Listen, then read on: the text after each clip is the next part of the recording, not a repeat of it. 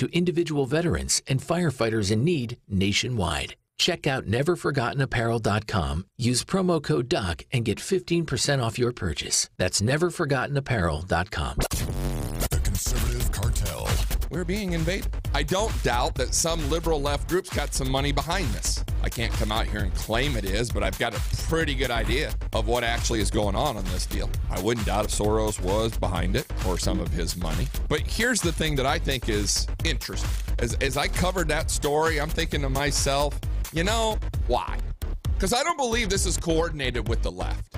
Democratic leaders are urging their party's 2018 candidates to ignore migration issues, even as the fast-growing caravan of migrants walks northward through Mexico, by the way. What's Mexico doing? These are peaceful people, Ron, as they tear the fences down in southern Mexico. They're throwing their kids in the damn river, where they've got migrants down below in rafts and boats going across the river. And Mexico isn't doing a damn thing about it. They're not stupid. This caravan is heading to the United States. There's a better way to meet people without having to suffer through all the crazies. Weed out all the nutty people with wethepeople.dating. That's wethepeople.dating.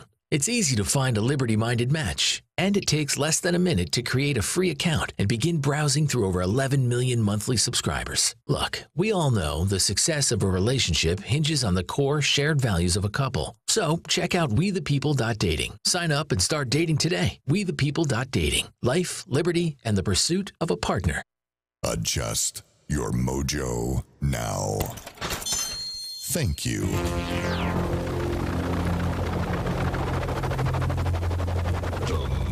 Ship has landed. Doc Thompson. Brad Staggs.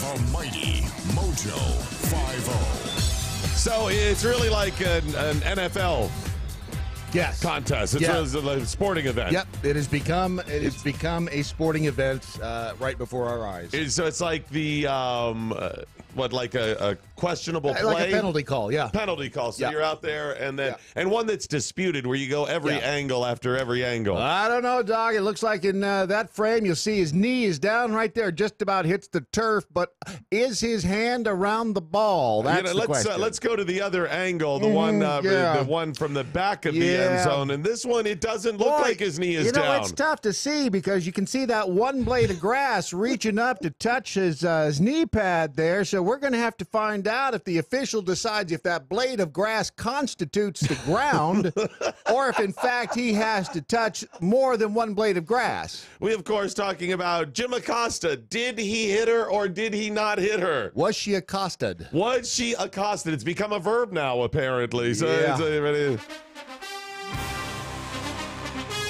well, during the commercial break, we determined that he did, in fact, hit her on the... Wait a minute. The official's now signaling, no, he did not hit her. Oh.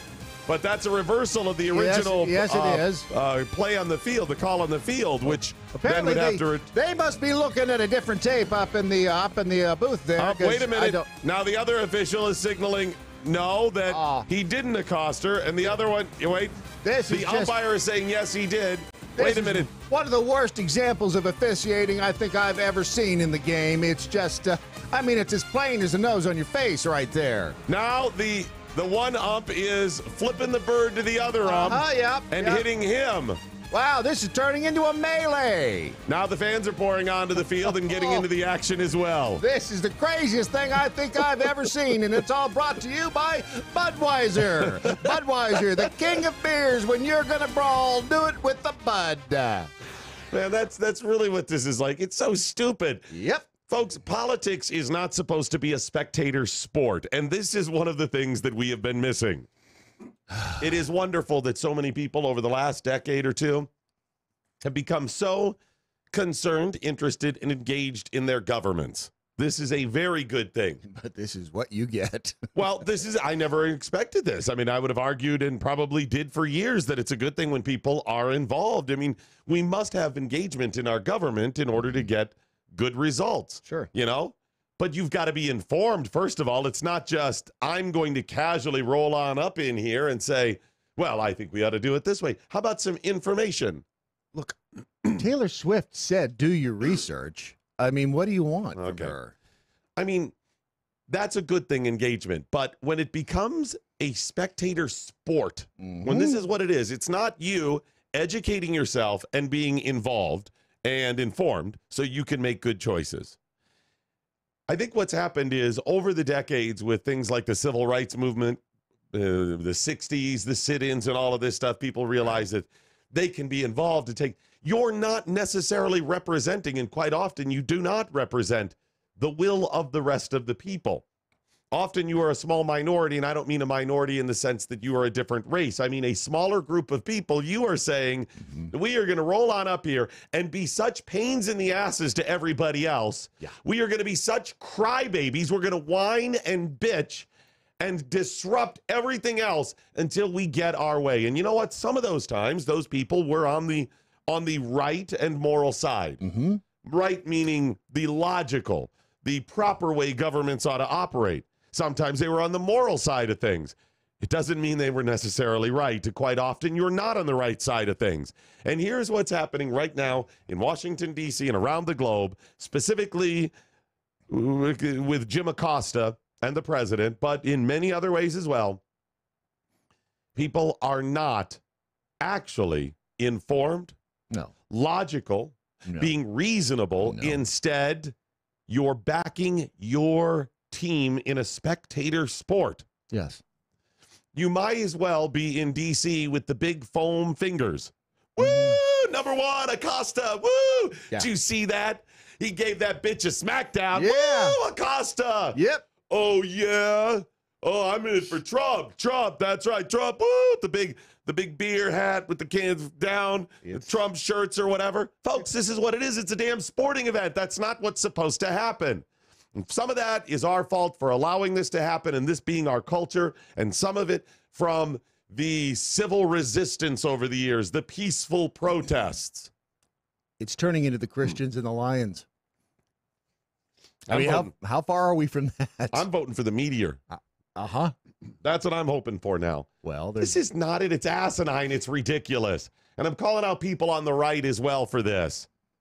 Yes, reporters have a right, and I would say at times a responsibility to their jobs, to I would their say at all times they have a responsibility to the job. But their job, and to the people who support them, their employers, to do the job that they were hired to do. And that is, in the case of Jim Acosta, to question the president. That's what you're supposed to do. That's fine. I have no problem with reporters challenging politicians. In fact, I hope they do. Yes, I believe, are you ready for this? That it's actually a good thing when we keep those people honest, when we challenge them with questions and demand transparency. That's a good thing.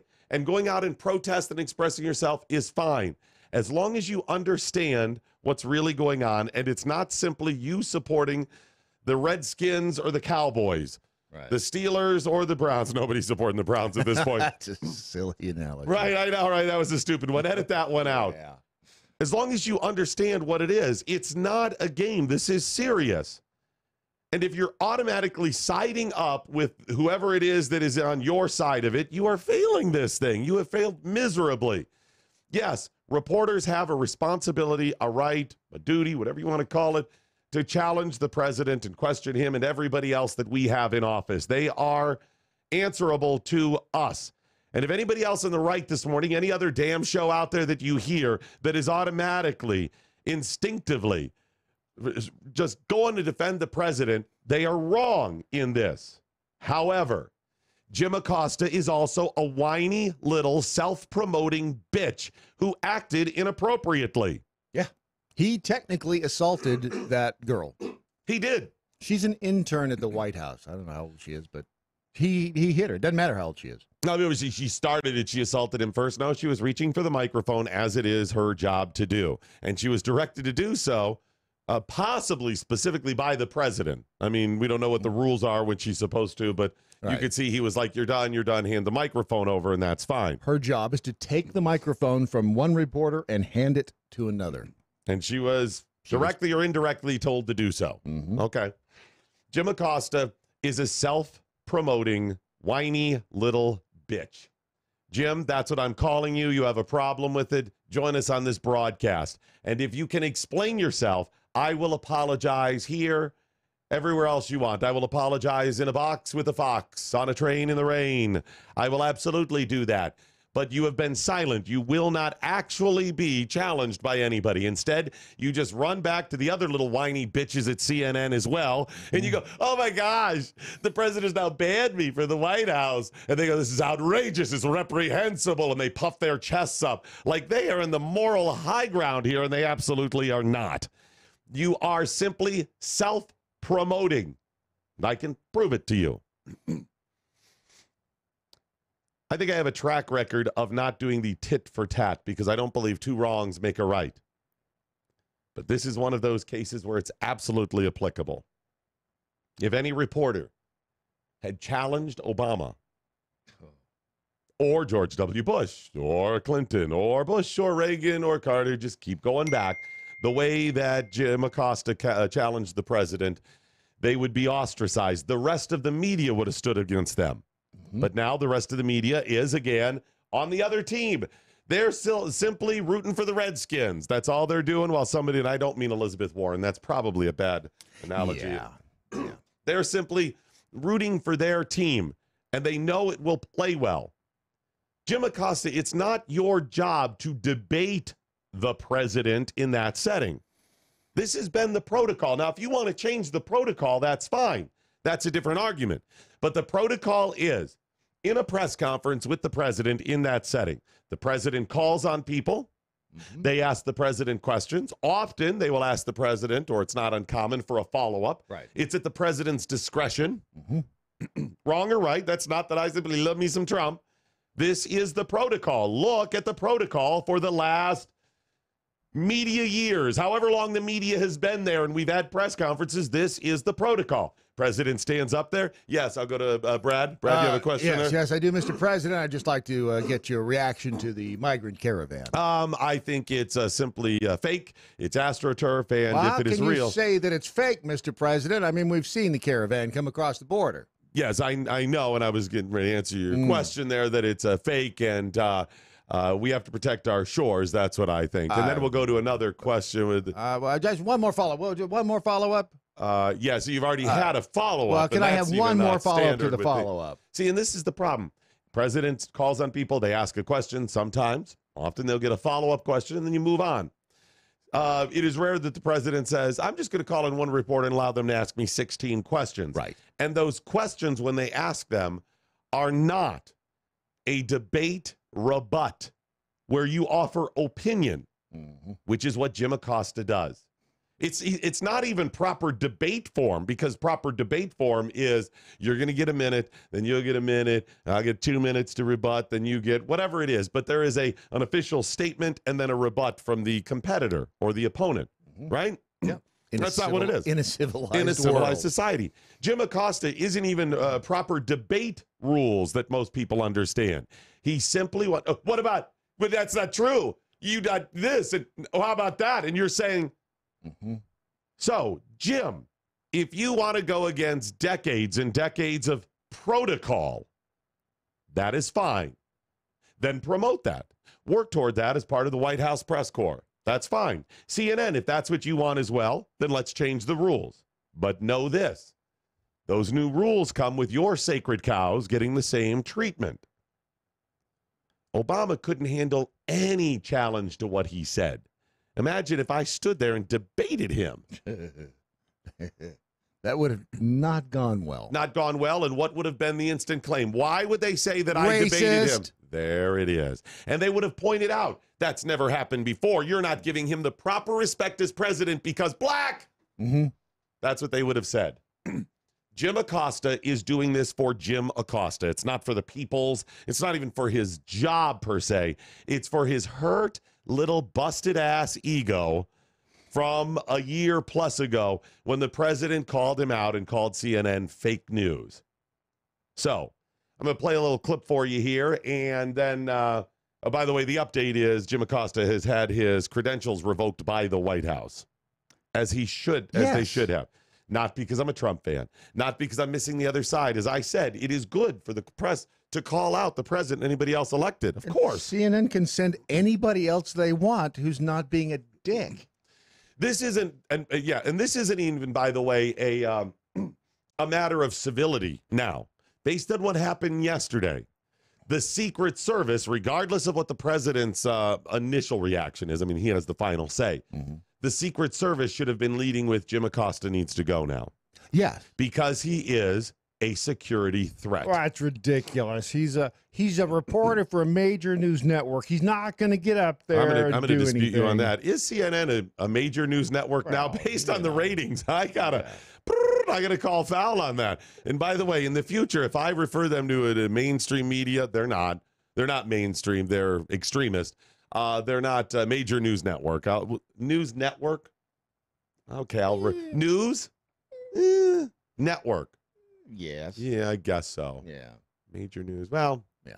They're big. It's good in baseball, 33%. Yeah, that's not bad. He is a security threat. Not that I believe that Jim Acosta is going to shoot the president. Not that I believe he's going to, stab him in some calculated manner. It wouldn't shock me because he's so triggered. But I don't really believe that. But when you physically assault somebody, even in the circumstances he did, and have continued to challenge the president, the Secret Service is scanning. They're not waiting till something happens. They don't go, oh my gosh, Jim Acosta punched the president, so now we know. Secret Service prevents assaults, attacks on the president. It's not their job to catch the person if somebody does. It's to prevent. And Jim Acosta is certainly a question at this point. Well, he physically assaulted somebody. There it is. I don't know how you can dispute that when you see his hand touch her arm. Oh, yeah. People go back and forth and reverse the tape in NFL film style. He hits her arm. We need the only thing we missed was the little guy in the NFL peep show down on the sideline. Under the tent. Little tent there, little peep show, coming out. Okay, yeah, he did do this or whatever. Here's how the thing went down between the president and Jim Acosta. Let me also say for a moment before we start this, even the line of questioning from Jim Acosta is odd. Maybe not odd. That's the agenda-driven. And the agenda is not, let's get facts and information. Jim Acosta goes after the president the day after the midterms when most of the news is, hey, what happened in the midterms? And Jim Acosta goes back to the caravan. Now, that is still news, so it is still, appropriate. And people ask the president questions, things that are not the most topical news. I get that. But I wanted to make a note of it because he is trying to debate the president about the caravan. Debate is not why you're there. I think the president handled it fairly well.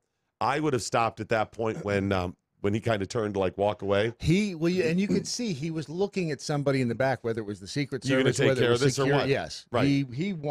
I think he wanted to see Acosta removed. I would have, if I was one of the other reporters and he had brushed that girl off, I would have stood up and said, hand over the microphone. I don't care if I was his coworker or not. Yeah. If I was the president at that point, I would have said, I would have paused, let him finish his blah, bitty, blah, and then I would have looked at him and said, you're done here as part of the White House press corps now. And with that, assaulting that girl, you are now done. CNN, and turn to the camera and said, CNN, you're welcome to have reporters here, but Jim is no longer welcome at the White House. I would have said that. It's been coming for a long time. Here we go. Showing migrants climbing over walls and so on. That's true. But they weren't actors. They're not going to be doing that. They weren't actors. Well, no, it's true. Do you think they were actors? They weren't actors. They didn't come from Hollywood. Right. These were people. This was an actual, it happened a few days ago. And they're hundreds of miles away, though. They're hundreds and hundreds of miles away. That's not an invasion. Honestly. And by the way, this comes in the middle of the debate. This is not the beginning of Jim's first question. He's been debating for a while. You should let me run the country. You run CNN. All right. And if you did it well, your ratings would be much better. If I may. Now, hold on a second. Imagine if Jim had not acted that way and let that quote stand. I know the president's trolling there, and part of it makes me laugh and giddy like a little schoolgirl. Not the little bitchy schoolgirl like Jim is. The giggly schoolgirl like that. Right. That would have been real grounds for people on the left to challenge the president. Wait a minute, let me run the country and you run CNN? Excuse me, Mr. President. Hold it right there, sport. You run the country at our discretion. You work for us. Now, we have hired you to do a job, and I understand your point there. But that's a little bit there. Not even the trolling of CNN, but that Why don't you let me? No, I'm here to ask you questions to make sure you're running the country properly. That's fine. That would have illustrated his point. Instead, he's so triggered he can't let it go. On an invasion. Honestly, I think you should let me run the country. You run CNN. All right. And if you did it well, your ratings would be much better. If I may ask one other question, Mr. President, if I may ask Peter, one other question, are you worried? That's enough. That's enough. Mr. President, I was going to ask one of the other folks. That's enough. Pardon me, ma'am. That's where he grabs it. And he told him that's enough. Sorry. Any other time a president said that, it would have been over and done. This is unprecedented. I can't remember. Maybe there's something out there, but I cannot remember a time when it continued, when a president, that's it, we've moved on. Well, and maybe somebody's yelled something, in the bed, but it was pretty much over. It's a matter of respect for the office, number one. Number two, what was so important about what Acosta was talking about with this migrant caravan? Great point. It wasn't a mass shooting like we had this morning. It wasn't someone's life in danger. I guess you could make the argument it was for that. But the fact of the matter is, it is a debate, a philosophical debate over whether or not the caravan is a threat to the United States. You're right. So that is at the heart of the whole thing. Yeah, it was not immediate news. No. Nobody was in immediate danger or anything as far as, like you said. Right. We weren't attacked. This is not 9/11. No. And he won't let it go. Okay, Right. Here it is. Mr. President, that's enough. Mr. President, I had one other Peter, question, let's if go. I may ask, on the Russia investigation. Are you concerned that... Okay, and then this is also rude to his fellow reporters. Yes. He's monopolizing the the press conference. Yeah. Okay, if I can't, now he's going to shift and go after the Russian investigation. Jim, you got your question on the caravan. Sit down. How many questions do you think you're going to get here? Right. You may have I'm not concerned about anything with the Russian indictments investigation because it's a hoax. That's enough. Put down the mic. Mr. President, are you worried about indictments coming down in this investigation? And he keeps going. Yeah. President walks over to the side. Mr. President. Looks, pauses. I'll tell you what, CNN should be ashamed of itself having you working for them. You are a rude, terrible person. You shouldn't be working for CNN. Go ahead. I think that's unfair. You're a very rude person. The way you treat Sarah Huckabee is horrible. And What is this I other? think that's unfair. What is this other guy? This other reporter, I think, starts to defend Jim Acosta. Then the president goes off a little more, and the guy asks his question. I think he's saying, "I think that's unfair." The guy you hear is not Jim Acosta. The mic has been handed at this point. Listen. Go ahead. I think that's unfair. You're a very rude person. The way you treat Sarah Huckabee is horrible. Do you hear him? I think that's unfair. Unfair? Yeah. I don't know. Does it? That's what he's saying. It's some other reporter. I think it's unfair. Is what I think he's saying. And then he moves on. Let me hear this again. Here we go. You shouldn't be working for CNN. Go ahead. I think that's unfair. You're a very rude person. The way you treat Sarah Huckabee is horrible. And the way you treat other... Right? I mean, I think that's unfair. Yeah, but it's hard to know what he's referring to. Let's see if I can find it. I don't know, but I know the White House press corps has now come out and got Jim Acosta's back. So has every minority breakdown, the Hispanic White House press corps, the black guy White House press corps, the pygmy left-handed midgets White House press corps that happened to like kumquats. I mean, it's nonsense. What about the woman who got struck by the male reporter? What are you talking about, Brad What Staggs? about the woman who was accosted by Jim Acosta? I don't remember that. There's gaps in my memory. It was so long ago. Right there I think on it was the tape. it was like 20 hours ago. Who can we remember have 20 hours ago? Video evidence. No, of it I don't this think there's time. any proof of it. Oh yeah. Here's what I remember about the incident. I was considering going to the beach today. It was beach day, and I don't recall there being any alcohol. I mean, I like beer. Believe women. I like beer, but I was not drunk, and I've never been out of control. But it was so long ago. Gaps in my memory, Brad. Unreal. Gaps. Unreal that they can be this hypocritical. It's stunning. I do recall the assault train, though. Yeah, the assault train of reporters that were just slapping her around. It was like that scene in Airplane. I'll take care of this. Yeah. All right, a little more. People are horrible. You shouldn't treat people that way. Go ahead.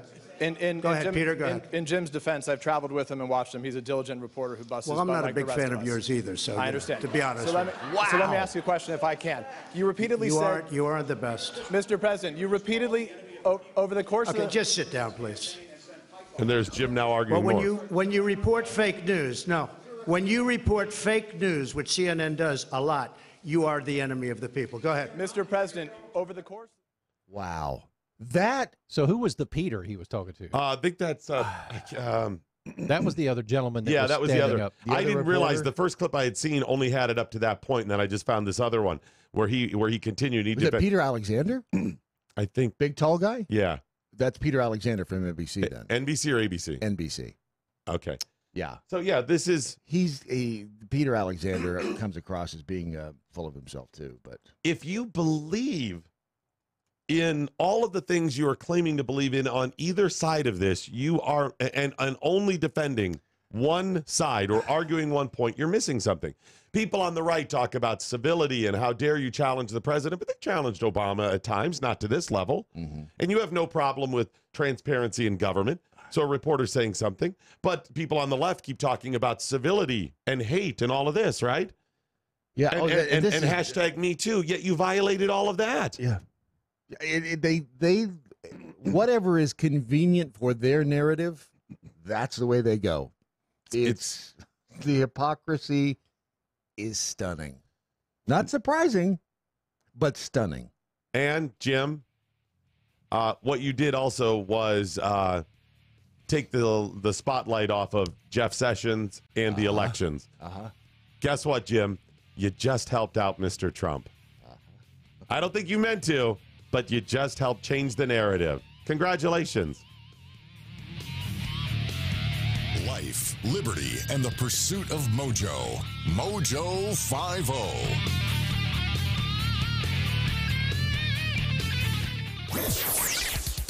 I'm Mike Opelka from PureOpelka.com. Here's your 2-minute drill. When did it happen? When did we lose our ability to look crazy people in the eye and just say, no, I'm not doing that. That's a crazy request. Why do I bring this up? Well, there are 16 women whose job it is to provide spa services to other women. These women are being sued by a man who believes he's a woman, even though he still has all the parts, the twig, the berries, the whole deal. This guy walks into the spa, says, I want to have a manzillion. I want to have a wax. I want you to pour hot wax on my tender vegetation and tear out all the hair. And the women went, no, we don't do that for men. You get your manzillion at the spa for men. Well, this Bobo, this mentally deranged individual, has filed a lawsuit, and guess what? It's going to be heard. Someone's going to take up this case in Canada. It is insanity. When did we lose the ability to tell people, I'm sorry, you're not mentally correct, and you need to let this go? What's next? Somebody saying, I know I'm 65, but I identify as a 21-year-old, so I demand that you treat me that way. Oh, wait. That's actually happening across the pond in Europe. I just wish one person would have the cojones to stand up and say, look, you idiots, feelings aren't facts. And not everything's a lawsuit. Testudo, my friends. Testudo. Mike Opelka's 2-minute drill is powered by MojoWildRice.com. Their wild rice is a superfood, gluten, sodium, fat, and cholesterol-free, yet high in fiber, protein, zinc, phosphorus, and trace minerals. But you're going to love it because it's delicious. MojoWildRice.com. MojoWildRice.com.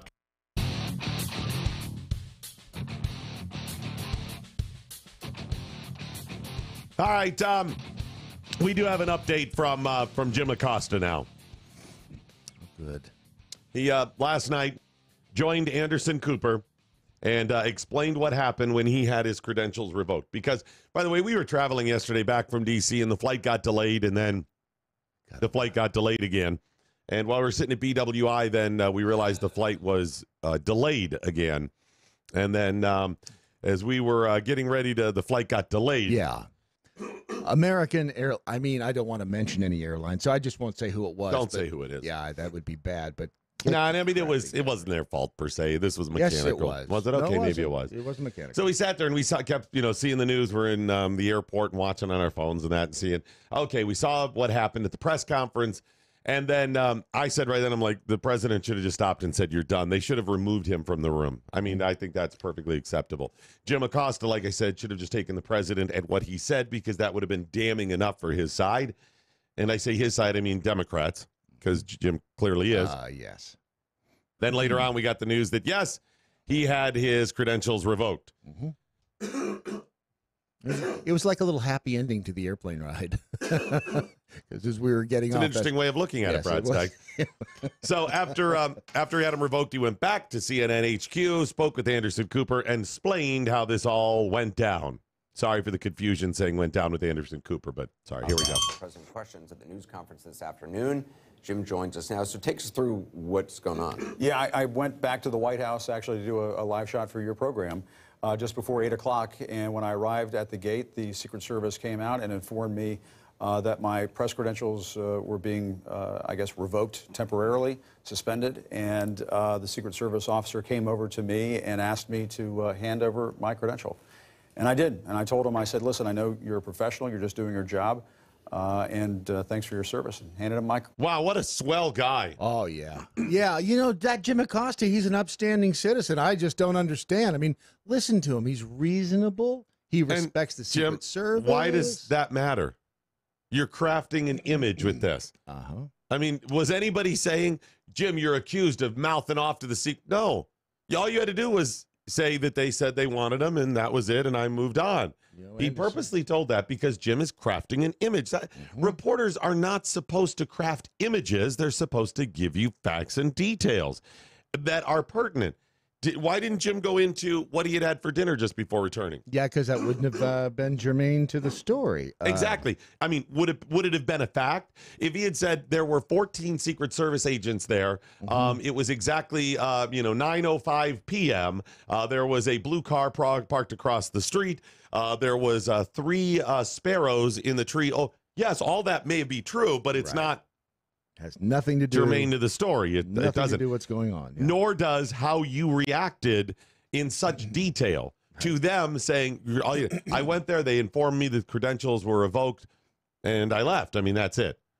Yeah. And even if you want to say, there was no incident there, but to go into detail, I told him, I know this is not your fault. I understand. Right. Well, and the fact that the way he even started it, I mean, you've been in this business long enough. You know, Anderson, I was just going back to the White House to do my job. Just to do my job, just for you, too. And the people's. Yeah, and I realized, man, when I got there, I mean, the underlying message is, victim. Man, yeah, I'm a victim. I'm a victim of I this was just doing my job. And a credential I've had for 5 years. I want to read a reaction from a few of your colleagues covering the White House. Jeff Mason from Reuters just tweeted, And by the way, your colleagues, not at CNN, from other news outlets, so they're not automatically on your team because they're your competitors. Yes, they are. Next to Acosta at today's press conference and did not witness him placing his hands, those in quotes, on the young intern, as the White House alleges. He held onto the microphone as she reached for him. Peter Baker from the New York Times tweeted, false by the way, you can look at the footage. MG. He has his hand up, holding the microphone to his face. She reaches around the front, and he pushes her hand down. He makes contact with her hand or arm, and pushes it down, I think twice. He makes contact. Yeah. And boy, the look on her face. Did he grab her? No. He pushed her away, but physically pushed her away. He placed his hands on her. That is accurate. Yes. Okay. To punish a reporter. This is what the president wants. If he really thought Acosta was unfair, then why did he call on him? Because he wants the confrontation. And Maggie Haberman tweeting. Wait. If he really thinks he's unfair, why did he call on him? Listen, I think the president should have banned him long ago. If he did, people would have melted down. There's a possibility that the president keeps him there because he does want the controversy and he knows he'll be able to kick Jim around. That's true. I'll give you that. But for you, Peter Baker, to say false predicate to punish a reporter, how come? Let me ask you this, Peter and others. Why haven't you acted this way at a press conference? Are you just not as good a reporter? Should your news source, your bosses, pay you less because you're not as assertive? You're not out there as much? How come you haven't stood there and debated the president every time you get a question? Why not? Are you willing to do what he did and push a girl away if she reaches for the microphone? Are you willing to do that? Why not? Because you know it's not right. He said this is what the president wants. If he really thought Acosta was unfair, then why did he call on him? You know, it's possible. He's trying. Yeah. Do you ever think about that? It's possible that he's saying, okay, I'll give you a shot here. And another chance, and another chance, and another. This has been escalating for a long time. I think Peter has something, that there is a possibility that the president wants this circus. I'll give you that, Peter. You're not willing to say there's a possibility that he's trying? I, as a proud libertarian conservative in the media, am willing to say, yes, it's possible the president on some level does want the confrontation. Good. You're not willing to say that he's trying. It's a possibility that he's trying. Despite of all of the confrontations in the past, he's willing to try and still say, all right, Jim, I'll give you a shot here. What would have happened, and I thought the president showed remarkable restraint, actually. I think that's why he stepped away from the microphone and took a couple of breaths, because I think he did want to say, throw him out. And he stepped back and thought, wait a minute, I'm going to let this thing play out. So Peter Baker says, why did he call on him? Because he's a reporter at the press conference doing his job, and the president called on a reporter, knowing what was going to happen. Right. So remember, the first part of it, the president answered his question and was moving on. Yes. So you're saying, Peter, the president should know that Jim Acosta's just going to be a dick? Apparently, that's what he's saying. Yeah. Everybody knows Jim's an ass. Fine, why'd you call on him? You know what you're going to get. Right. But if you don't call, it's a damned if you do, damned if you don't. Right, because what did the president do? The president has now banned him, so he won't call on him in the future. Mm-hmm. So you're saying he should keep him there because you can't ban him, but don't call on him because you know he's going to be a dick. Mm-hmm. And if you don't call on him and they go 17 press conferences without Jim Acosta being called on, what would they say? That they're ignoring CNN and not being fair to the It's a shadow banning. Yeah. He's still allowed in. They just won't call on him. They're cutting him out. Mm-hmm. And then that would be a problem. Mm-hmm. Which is it, Pete? Should the president know and accept, right? And or just say, I'm not going to call on you. And then that would be the same thing that you just criticized him for. You know, this puts the press in a real sticky situation, because on one hand, you've got Acosta being a whiny little pain in the butt, and you've got this little White House intern, this little girl, basically, who was physically assaulted, using their language. The president has been attacked over and over for saying the media is the enemy, the news, the press is the enemy of the people. I think maybe he has been a little inaccurate in the way he said that. How so? Well, they've taken it as in the press is the enemy of the people on the grand 240-year plus history of America. Right. The enemy of the people. I do not believe that. I do, however, believe that this press is mainly the enemy of the people. This press. They certainly don't appear to be interested in presenting a balanced story of the facts. And I say this press, and mainly because the press 60 years ago, I don't know, 50 years from now, who knows? But the people that are in that, the people that follow the president, the ABC, CBS, NBC, MSNBC, all of these, the Washington Post, the New York Times, go down the list, are mainly, the people that work for those outlets are mainly, and those outlets in general, the enemy of the people. And I say that because they are not interested in the truth or fact. They're interested in crafting an agenda and being propaganda for one political philosophy that the president apparently does not share. Right. And do they do that exclusively? No. Everybody that works for them, or not everybody that works for them acts that way either. But mainly, this current press, and maybe that's been for a while, is mainly the enemy of the people. And I say enemy of the people because they're not doing the people's business. The people do not need in America, nor do they believe or vote for or support the idea that you tell me what to think, media. Their argument is the media needs to be, the press needs to be the loyal opposition. That's what they say. But you were not the loyal opposition a couple of years ago when it came to the president. Your loyal opposition is to ideas and people and values on the right. That's it. That's who you are. Yet you are the first little whiny bitches that say Fox News is a propaganda, whatever. What the hell do you think you are? This shows the failure, the mental illness that is liberalism, the people on the left, the Democrats, this press. The mental illness is not being able to see that you are simply the mirror image of what you're so pissed off about. See, they want you to believe that they are in the middle and that they have the moral high ground, that they are right, and anything off of that is improper. You are not. The very things you claim about the president and people on the right, you're doing, except it's a different philosophy. People on the right claim the moral high ground as well. Well, we're Christians, you know, we're better than that. Yet you see some of these a-holes claiming to be Christians out there doing the wrong thing. Okay, got it. Not that Christians can't sin, of course. We explained that away before. Good sinners. But the people on the left claiming to be the more, we care more. Look at those people on the left or on the right being violent, they say. Right. You're a mirror image. You're doing the same very things. And you're too mentally ill to even realize that.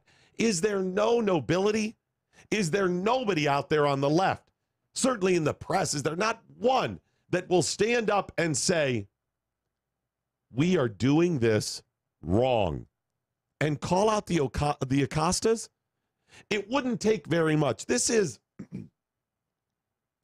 your grandmother.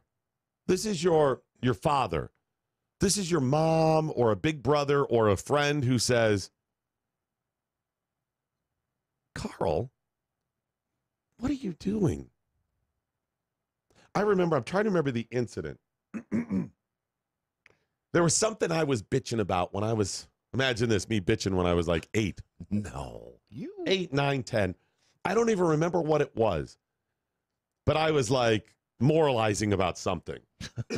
Shocking. I was like, how dare those people do such a thing? That's outrageous and wrong. And my mom I apparently had done something similar. It wasn't even just wrong, something wrong. Not like I was bitching at somebody else for stealing from a store and I had, shivved somebody. It was like I was bitching about somebody stealing and I had stolen something, but it wasn't that. I just don't remember what it was. And I remember where we are. We were on Redbird Road. I remember the road we're on. I just don't remember the situation. And we're driving because it's the school I was on, Redbird Elementary School, Redbird Middle School, Madison, Ohio. Driving down the road.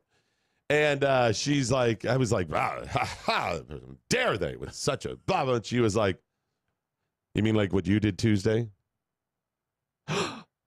Dun, dun, dun.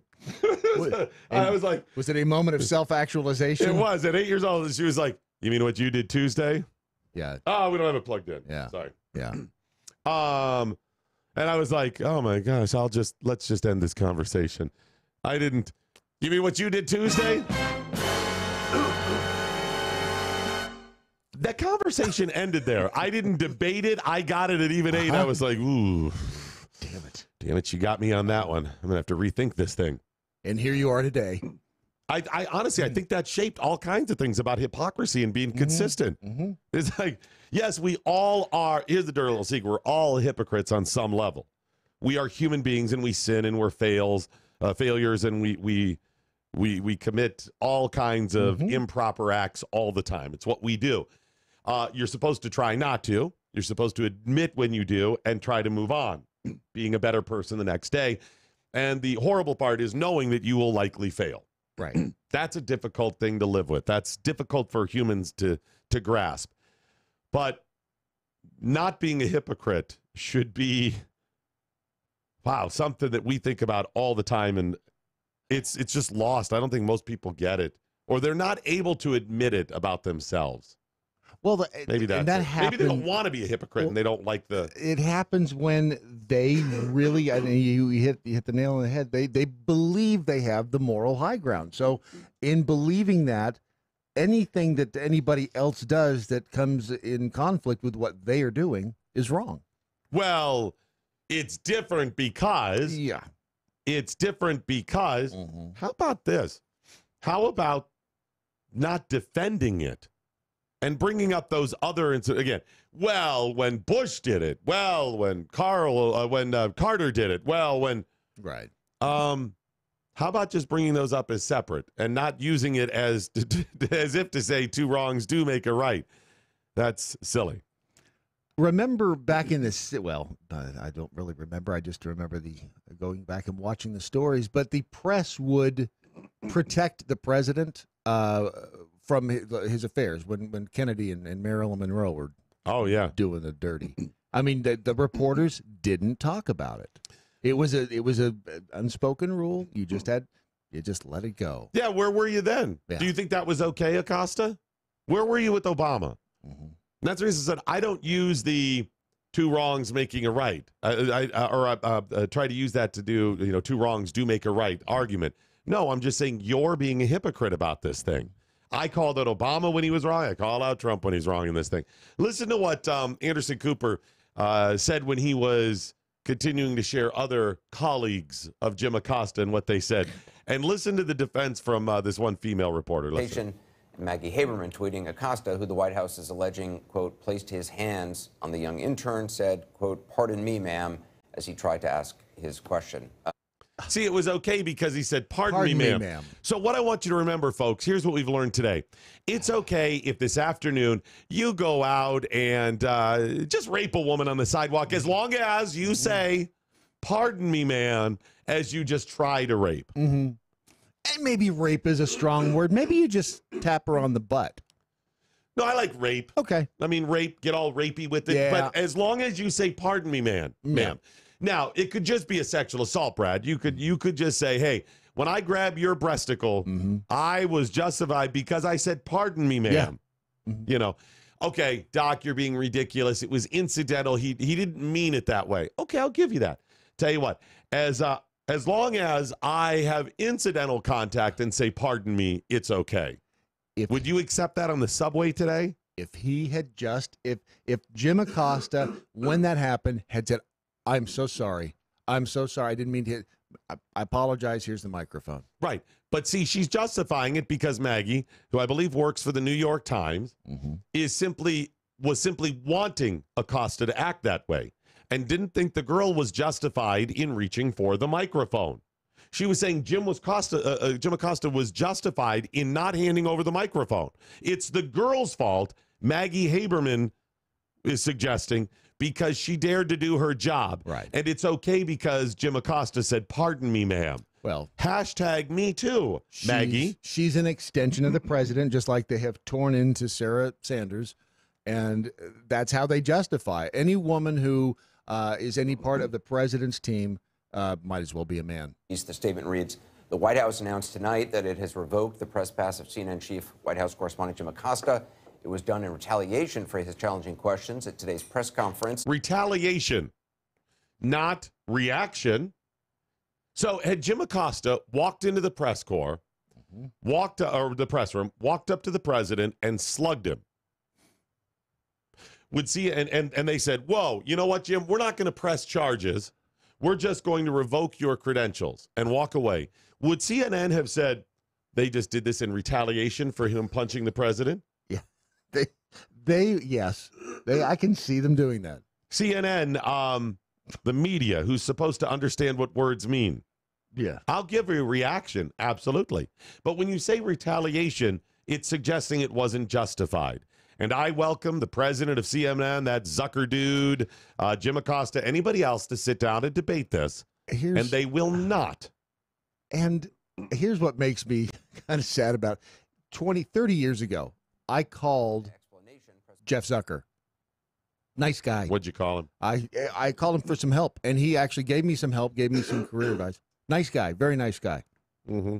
And that's been my impression of him until now. They're deranged. They're mentally ill. Sarah Sanders lied. She provided fraudulent accusations and cited an incident that never happened.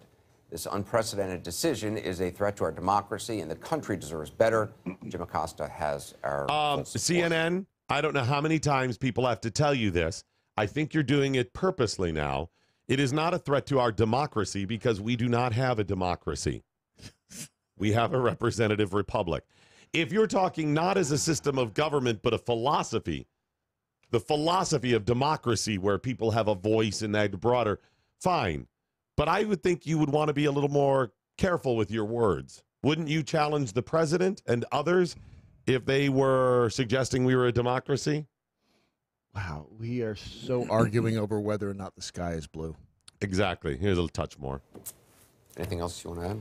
Well, I was just trying to ask a question of the president at this press conference, and it was obviously a question they didn't like. It was about his racist ad on the caravan that they were running before the midterms. Did you see that? It's about his racist ad. Jim has declared it racist. The news doesn't do that. You're not declaring something. You would say in the past, I was trying to ask the president a question about an ad that some claim is to be racist. And it was the people climbing over the wall. It was right. Yeah. Now, often the media of the past hit it a little better. They were the ones claiming it was racist behind the scene. Mm-hmm. They would find one old lady that was senile claiming something, and that was their justification. Meanwhile, every other human being said no. But some have claimed as a justification. But he's not even willing to do that. He has declared it racist. CNN, you're reprehensible in this stuff. Mm-hmm. Jim Acosta, sit down here and explain yourself. Are you a journalist, and what does it mean to be a journalist? You are the judge and jury of what is racist? It would be amazing to... Well, I'm sure that they do go on at some point to explain that. Wow. It's amazing. They don't get it because they don't want to get it. Wow. It's the... You cheated on me. I saw you in bed with somebody. No, I didn't. No, I didn't. I cut your arm off. No, I didn't. Merely a flesh wound. Yes. It's right Come there. back. Coward. I'll bite you. Hi. Wow. I'll tell you, you think about being some of these reporters like Jim Acosta. I mean, how does Jim even exist? How does he even eat? I mean, as often as he puts his foot in his mouth, how does there even room for any... He enjoys the taste of toenails. Wow. If you are not somebody who puts your foot in your mouth and still eats and have noticed you eat a lot, maybe try Riduzone. Mm-hmm. It works. 1 to 10 that for me, that transition. I love that. I thought that was amazing. That's what I'm supposed to say, right? Yes, that's exactly right. You get the talking points there. All right, thank you. Look, do me a favor. Is that better? Look. Go to riduzone.com. That's mine. Check out riduzone.com. riduzone.com. It's a weight loss program. We've known many people. I've tried it. Brad's tried it. Lost 24 pounds. I know. It's hard to believe. Okay, here's the thing. There is no magic pill. There's no magic pill.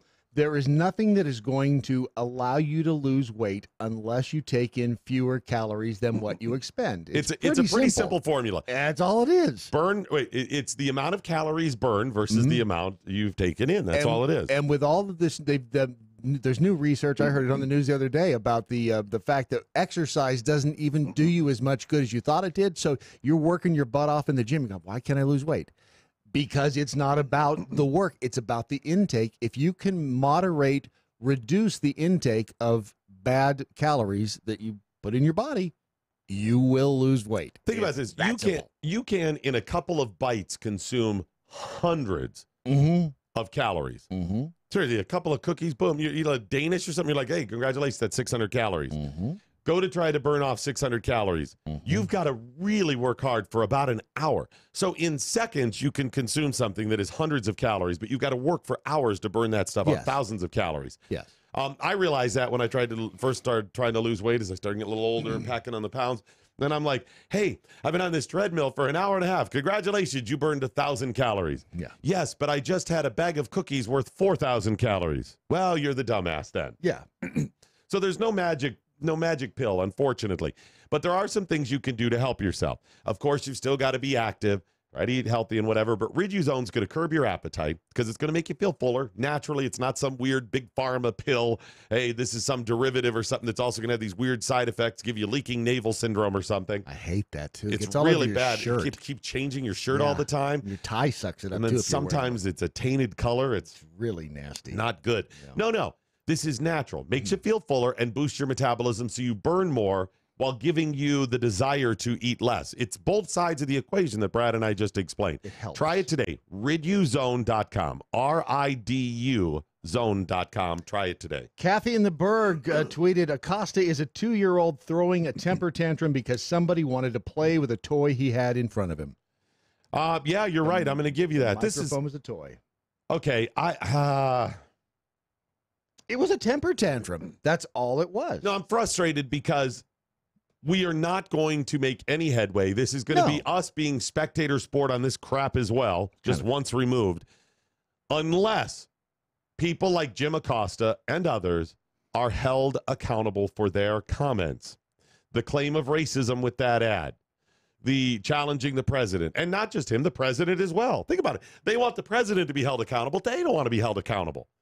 Right. No, of course not. If you are telling me you want good stuff and you're moralizing and all this whatever, then sit down with me. It doesn't even have to be with me. Sit down with Dan Bongino. Sit down with somebody else that is respected on the right that will challenge you and you can have a debate and answer some of those questions. Sit down with me. I don't trust anybody else. They're to do being Congress. They're voting themselves special privileges while making everybody else play by a different set of rules. That's it. That's what they're doing. By the way, hey to Jamie, who's watching from Switzerland. And hey, listening. Jamie, how you doing? Jamie, I would so much rather be there right now. I've been to Switzerland. They don't have whiny babies. If word association, Switzerland, go. Skiing. Switzerland, go. Alps. It's all about the skiing. Yes. Okay, as soon as you said Switzerland, I went, cheese. They do have really good cheese. And then I went, watches. They do have good watches. And then I went, cocoa. Swiss Miss. Yeah, see? It's not like they're known for their coffee, but those are the first three things that went to my head. Their coffee. I mean, their cocoa. But their coffee, unbelievably good. But I mean, most of the people don't think of No, they really don't. And yeah, when was the last time you had Swiss Miss instant cocoa, by the way? 30 years. And even back in the day, I was like, eh. You know what's really good is their coffee and the I guess they have real heavy cream, and then the sugar that they have. Thank you. The sugar they have over there, I don't know what it's the combination of the cream and the sugar and the coffee and the pudding and the people and the pills. I left our cheap cowbell in the studios of freedomworks.org. So it's in case not we go the cheap back. one, it's the vintage one. No, it's the cheap one. Okay. But I'm going to try to get them a Bevan bell because these are the big ones. Back in our studio in the Mojo 50 Freedom Dojo.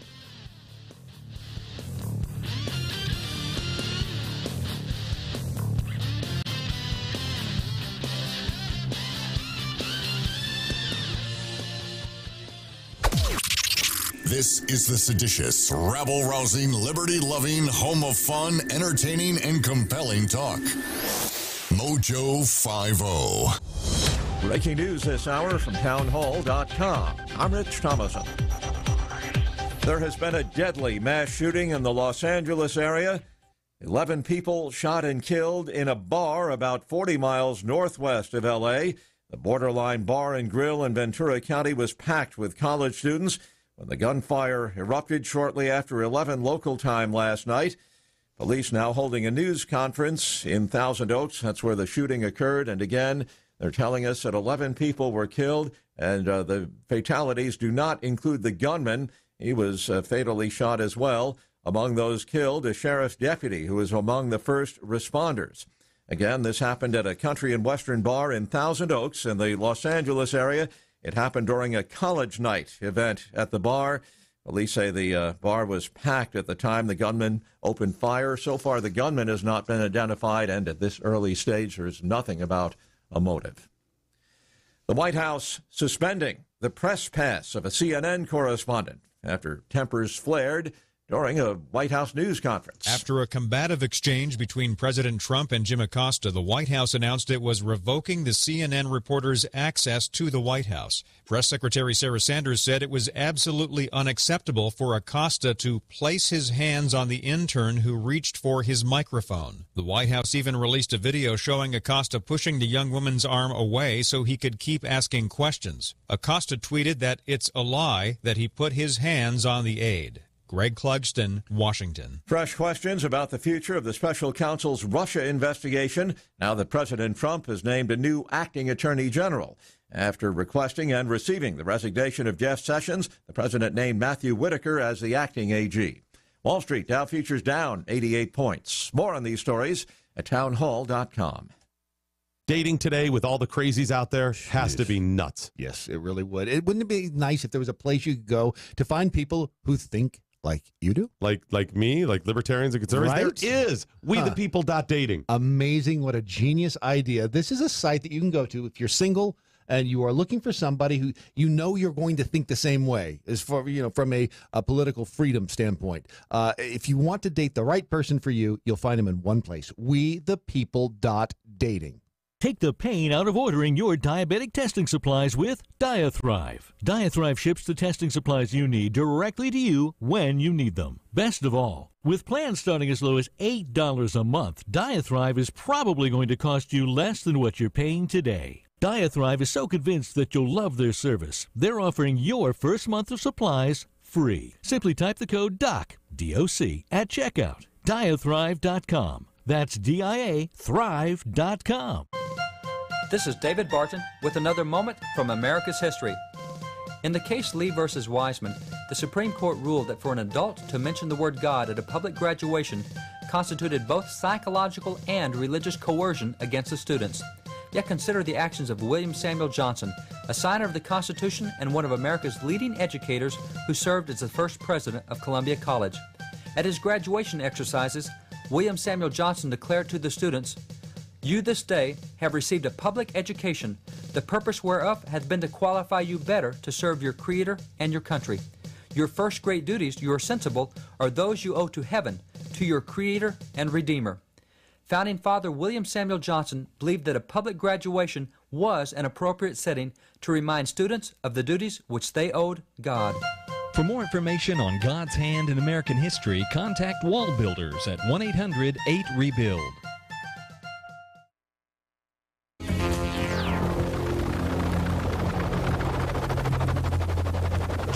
Mothership has landed. It sounds fantastic. It sounds Moorhead. Well, yeah. Moorhead State. Yes. That's the college, yes. No, I'm going to be honest. I am not intimately familiar with Moorhead. I am not. It's on the East Coast, isn't it? I think it's Southeast Coast, and it's the historic black college, right? I believe Moorhead State? So. Okay. Yeah, I mean, I know of it. Right. And it sounds great from what I've heard. I'm just not intimately familiar with Moorhead. Moorhead State University? Yes. That's in Kentucky. Oh. It is in the foothills of the Daniel Boone National Forest in Rowan County, midway between I am even Lexington. less familiar with Moorhead than I thought. Yeah. Is it a historic black college? Let me see. Let me look on the front page of their website. Is that possible? There is a black female on the front page of their website, so I don't know if that makes it a black college, but there is a white woman on the front page of their website now. We don't know if she identifies. Might be Rachel Dolezal's daughter or something. That's absolutely possible. Well, I bring this up because I get the Moorhead State shirt on today. There is an Asian woman on the cover, on the front page, so it's possibly an Asian Oh, we know website. Asians don't like Moorhead? No. Not if it's a... Right. It's a black college, right. So maybe I'm wrong. Maybe I've been missing something here. But who's to say what's right? And a Moorhead State hat, too. Hashtag Moorhead. And who was it? Was it... somebody sent us these. Yeah. And I don't know who it was. I don't think it was Noel? It may have been Noel. Who was it? We really should have done our due diligence. We really apprate it. We just forgot to send them to us. Yeah. They're in the MeWe chat room. Yes, it was somebody on MeWe and said you needed the T-shirt from her college. And now I cannot figure out who it was. But what are you doing? Do you remember which chat room it was, Brad? That's what I was trying to find. It was either MeWe or Facebook or Twitter. While they're looking at it, I just want to say thank you. Thanks, Brad. You're welcome. Yeah, it could have been Gab. They were off. Oh, sorry. So while they're trying to figure it out, thank you very much. Really appreciate you sending the shirt. Again, Moorhead sounds fantastic, and I'm happy to wear the shirt. Thank you very much. Fabulous. I'm not familiar, but I'm interested in your platform, and I'd like to know more. So if you are interested in Moorhead, there's probably a lot of resources for yes, it. I would think so. All right, let's give you an update on Tar River Arms because they have a special, by the way. They've been offering different things with the promo code Mojo50, and we've told you about Tar River Arms. So the SIG is almost sold out. They only have a couple left in stock. The Glock arms package as well. They have a new one. This is a $725 package. Use the promo code Mojo50. You get a Glock 19X, an aluminum lockable hard case, on-point holster, and free shipping. All of that for $725. That's the sale. Or is it $6? Is that the original price? Or is that the? I know it's discounted. I'm trying to find it. I can't see it. It's $649. $723 is the retail. There it is. $649. $649. Tar River Arms. You can see. Wow, man, that is. I'm at the website and I accidentally put my cursor over the picture, and it automatically does the high resolution zoom, and I'm like, wow, look at that. Yeah, you can even see a little smudge on the trigger. On the side of the trigger. Yeah. It's got to be hell for them because they're like, we've been cleaning it. Their guns are going to be the cleanest guns you get with those high resolutions. Like, clean it better. Yeah. The pictures make them look smudged. Go to tarriverarms.com. They have revolutionized buying firearms online. This is the leader in buying firearms online. I don't think they sell fireworks. That's they may. I'm encouraging federally regulated industry. Maybe. We'll see there. Yeah. The reason how they've managed to revolutionize is with the high resolution photos and the 3D imaging. So you really get to see, like no other place, what you're purchasing. You can zoom in, you can swivel the firearm and take a look at it, move it up, down, all around. And then when you do purchase it, you have to have them shipped to an FFL. That's just standard. Government rules, laws. You can't just ship it out if you're a seller. You got to go through the FFL. So they ship it to the FFL, but normally they charge you and then there's shipping and all this stuff. You don't get that with Tar River Arms. Go to tarriverarms.com. It's absolutely free shipping, no transfer fees. You get the best prices out there, and you get to see what you're buying like no other. They are revolutionizing. They lead the industry in buying firearms online. The amazing prices they have.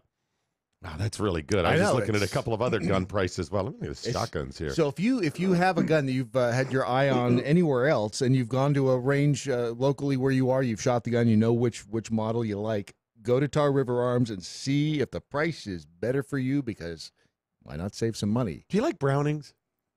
Do you like Turkish prisons, Bobby? It's kind of sounded like a trick question. Yeah, it really did. So I'm not as familiar. I like Browning shotguns. Do you like the Rugers?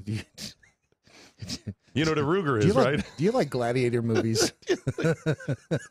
Yes, I do. Wow, these are really good prices. Yes, they are. TarRiverArms.com. It is owned and operated by veterans.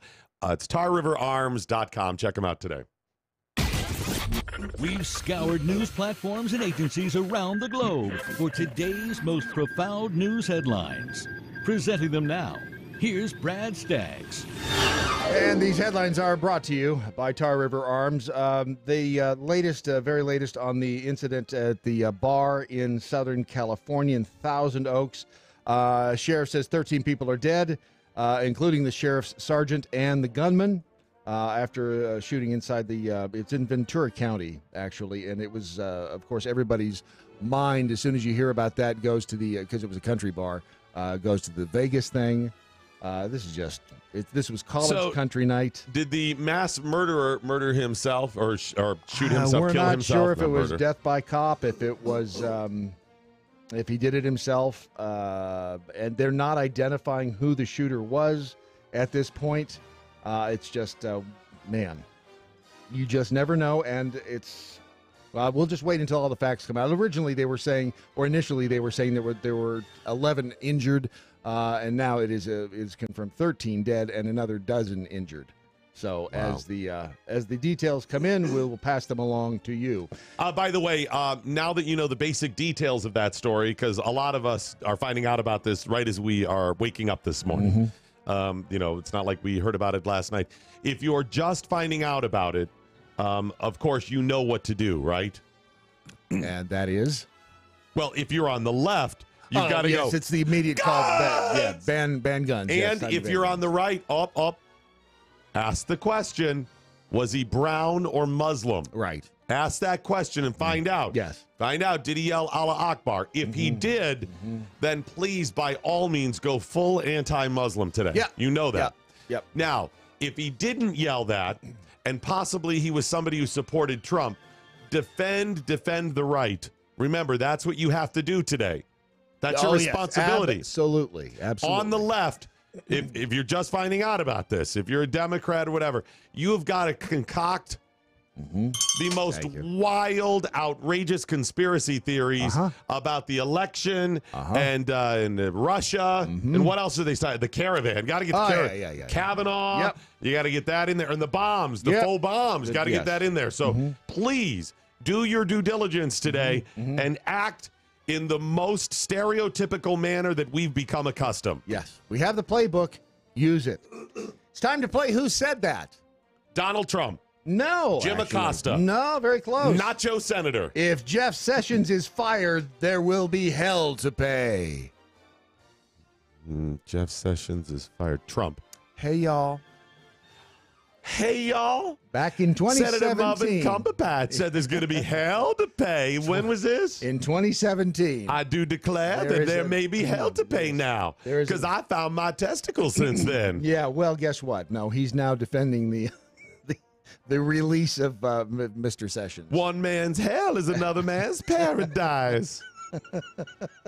Is that what he's going for? Yeah, it's When amazing. I say hell, I meant like somebody beating you with the cat of nine tails. I know that sounds cliche, but rip the shirt. Really?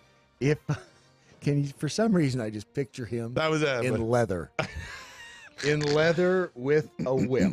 Do you remember the old Cheech and Chong buggery on the high seas? Do you remember that? Do you remember Do you remember that, Ron? No, I don't remember. I mean, I remember Cheech and Chong, but not that. Okay, so for the younger folk in the audience, we used to have this thing called records. There were audio. We still have records. They're called. They keep them in the Hall of Records downtown. The vinyl circular thing. Well, a lot of the younger people may even know Cheech and Chong movies or whatever, but there were audio performances like movies, but it's cheaper if you just did audio. Cheech and Chong had a series of albums out, and one of them they do this skit, and it's they're at the movie, the drive-in. That's a whole other conversation. Oh boy, is it! And they're watching, and it goes dun, dun, dun, dun, dun. You hear a little clip of the movie, and it's coming soon next week. Buggery on the high seas. Dun dun dun. And you hear a little clip of them acting it out, and he's like, "All right, he's going to get 15 lashes with the cat of nine tails." And the guy goes, 15 lashes? He ought to get 50 for what he did to me. And the guy, stop it. Oh, the memories all come rushing back now. And then he goes, oh, rip the shirt, how cliche. Yeah. Buggery on the high seas, starring Chuck U. Farley. I miss Cheech and Chong. And Cheech Marin went on to do some good acting, and then Tommy Chong just got bitter. Tommy Chong got bitter, and Cheech Cheech Marin is like, oh, I don't think we should joke about pot. That's it. He went all mainstream. Some people's kids. That's also when they went, everybody. They go to toward the end of the movie, and it's like, everybody in this room has a suspicion of killing Misatella. About the Misatella, only have about the one killer. And that killer, the snack bar is going to be closing in 20 minutes, so get your final. Dun, dun, dun, dun, dun, dun, dun, dun. The good old days of comedy. I'm just going to do old Cheech and Chong skits all day. That's all I'm going to do. You obviously remember them well, because that one I remember. Yeah. I mean, those were good times. I can't remember. I mean, honestly. All that. And I can't remember crap about anything that's going to actually make me money in this world. I can't remember where I parked my car when I leave Kroger. Nope. So I can't remember anything. That's right. Cheech and Chong, Steve Martin, and Richard Pryor. Those are the three. Yeah. Got those. Oh, I got all the old. That's right. Oh, we bad. You better get bad, too. You know it's good for you. I remember that. I remember all the old National Lampoon albums. Yeah. All of that locked in there. It's not going away. Try as I might. But anything that'll help? No. The important stuff? No, not so much. Sorry. So the point being, it'll be interesting to see Lindsey Graham try to weasel his way out of that one. You said Lindsey. From now on, it's buggery on the high seas. Hey, y'all. Wasn't he in the Navy? Was he in the Navy or Air Force? I don't know.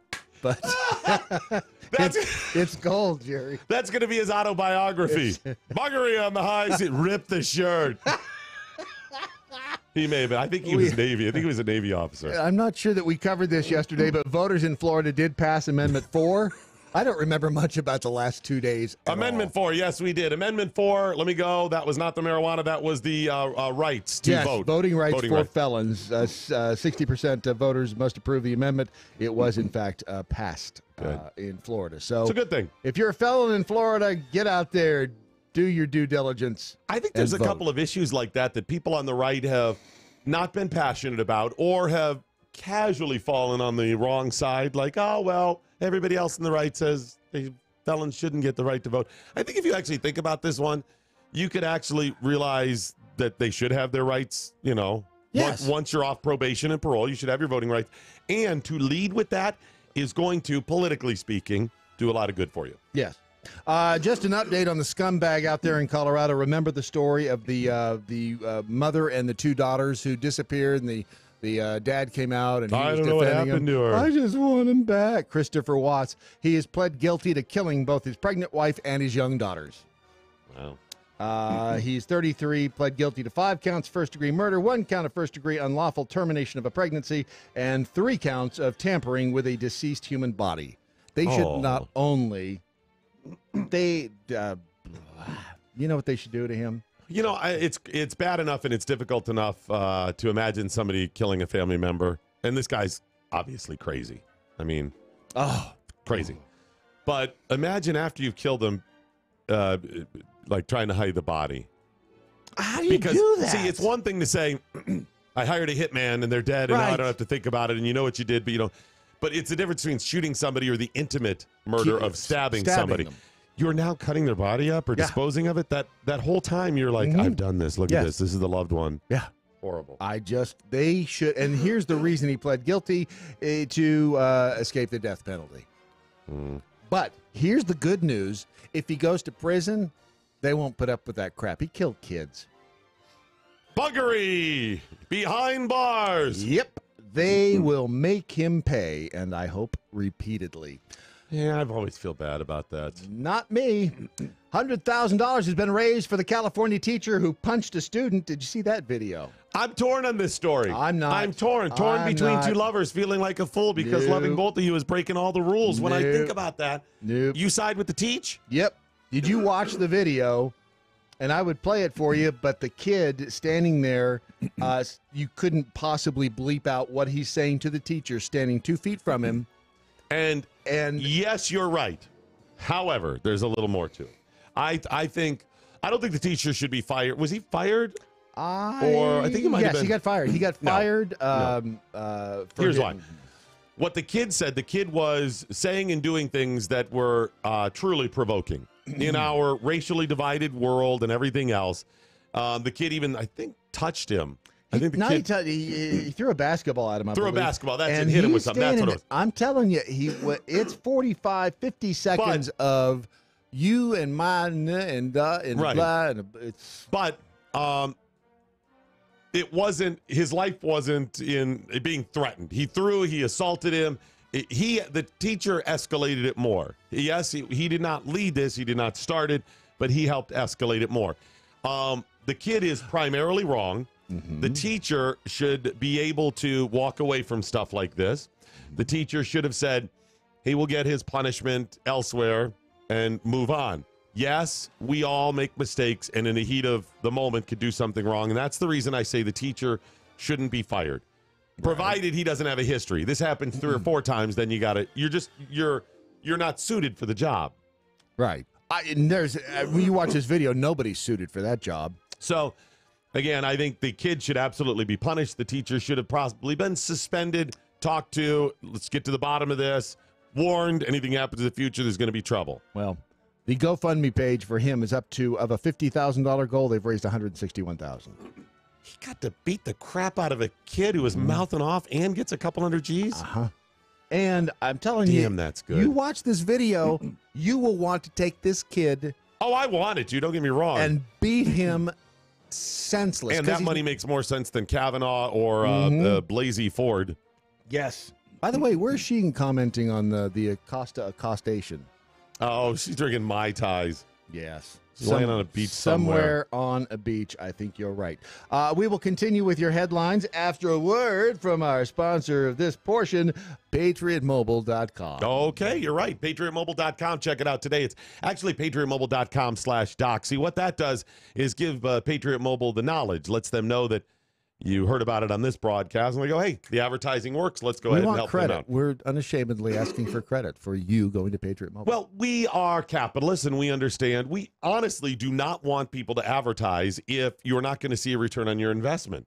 Yes. I mean, it'd be nice to have the money from you, don't get me wrong, but if you're not seeing the return on your investment, you shouldn't advertise with us. Right. The people that you hear on the air do get a return on their investment. It works for them, and it makes sense. We want to grow, and if you tell them you heard about it here with any of our advertisers, it makes sense. Remember, there's two ways that a platform like ours can make money. You pay for it directly, give us money every day, every month, whatever it is, or you listen to some commercials. You know what? That'd be great if when you turned on your computer or your however you're listening this way, if you had to like run your slide your credit card through before you could hear us. I like that.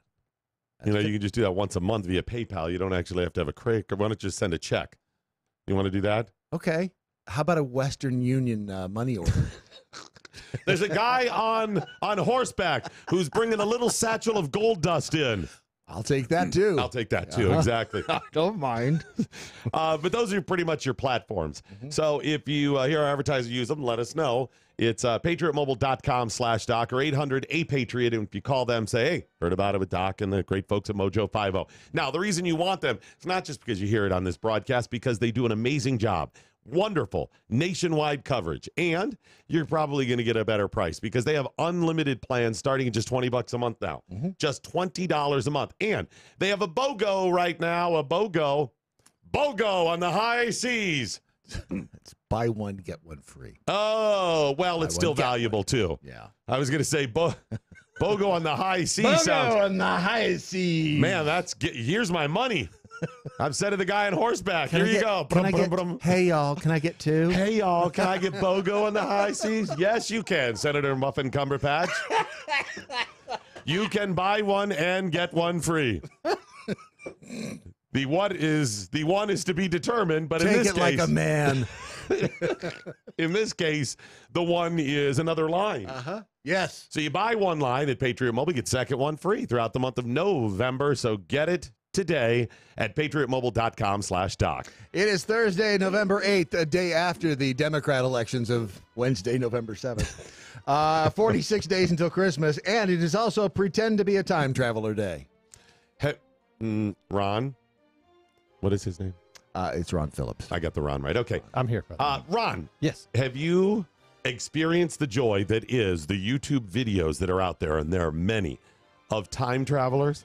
No, but I want to. Oh, my God. I do. Videos? Oh, we need to do one of those. I did one with Jeffy one day. And there are entire genres on YouTube, ones we haven't even discovered.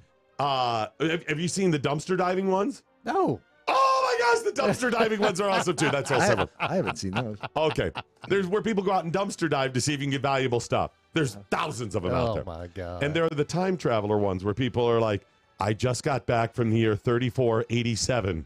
Here's a picture. And here's a picture. And it's all... It's fuzzy because coming back through the time-space continuum, it messes up the pixels on the... It's the only thing it bothers, Ron. Everything else is perfect, but pictures, photographic evidence of their travel, doesn't work. It doesn't. And they tell all... The crazy is so wonderful. And it's not one guy. Awesome. It's How do you know? many. How do you know it's crazy? How do you know we're not crazy? Exactly. You're right. Maybe we are.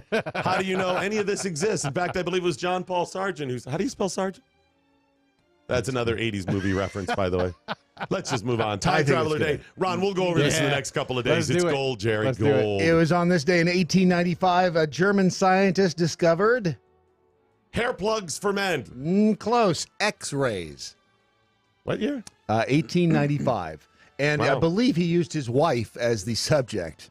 And she died very... her final days were not pretty. I'm sorry to laugh at that, but if you know anything about the early X-rays were like 700 billion times more than what the dose is today. Yes. And even the dose today, they're like, okay, we're going to go ahead and put this lead thing on your Johnson. Yeah, just in case. Just in case. Because it could make it grow. And the guy giving the X-ray, no, it's perfectly safe, but I'm going to stand behind this lead wall. I'm going to go into the next county. Okay, hold it. All right, I'm going to come back in now. Right? It was literally, it's like 700 billion times more. And she paid the price for his discovery. Wow. Read up on that today if you want some. In 1994, he was elected to the U.S. Congress. Hey, y'all. No, he spent a long Jack Kemp. No, but it's interesting because his ex-wife is an icon to Hey Y'all. John McCain. Sonny Bono. Sonny Bono. Yes. You know, the Hey Y'alls love Cher. Gordon Ramsay, 51 today. Tara Reid is 42. Minnie Riperton would have been 71. Tara Reid, have you seen the pictures? The naked ones? There's some of those, I believe. Of course there are. Not all plastic surgery stories are success stories. Yeah, it's kind of sad. There's a lot of botched plastic surgery stories, and she is a poster child. Yes.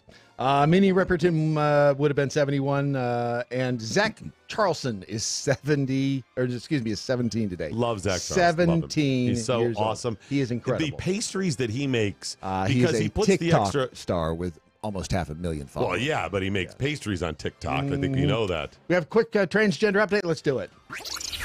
And now, an important transgender update.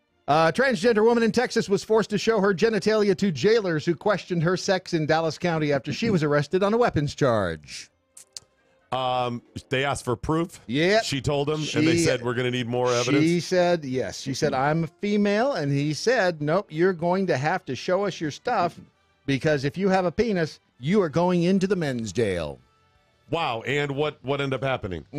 She's suing. I mean, she was a dude. She's dead. She's a dude. I mean, yeah, she's got her stuff. This is such a great excuse. Yep. Moving forward, too. I mean, okay, good. Let's just move on. Okay, I think it's a very wise idea. High capacity, fully automatic, large caliber, Freedom. Mojo 50.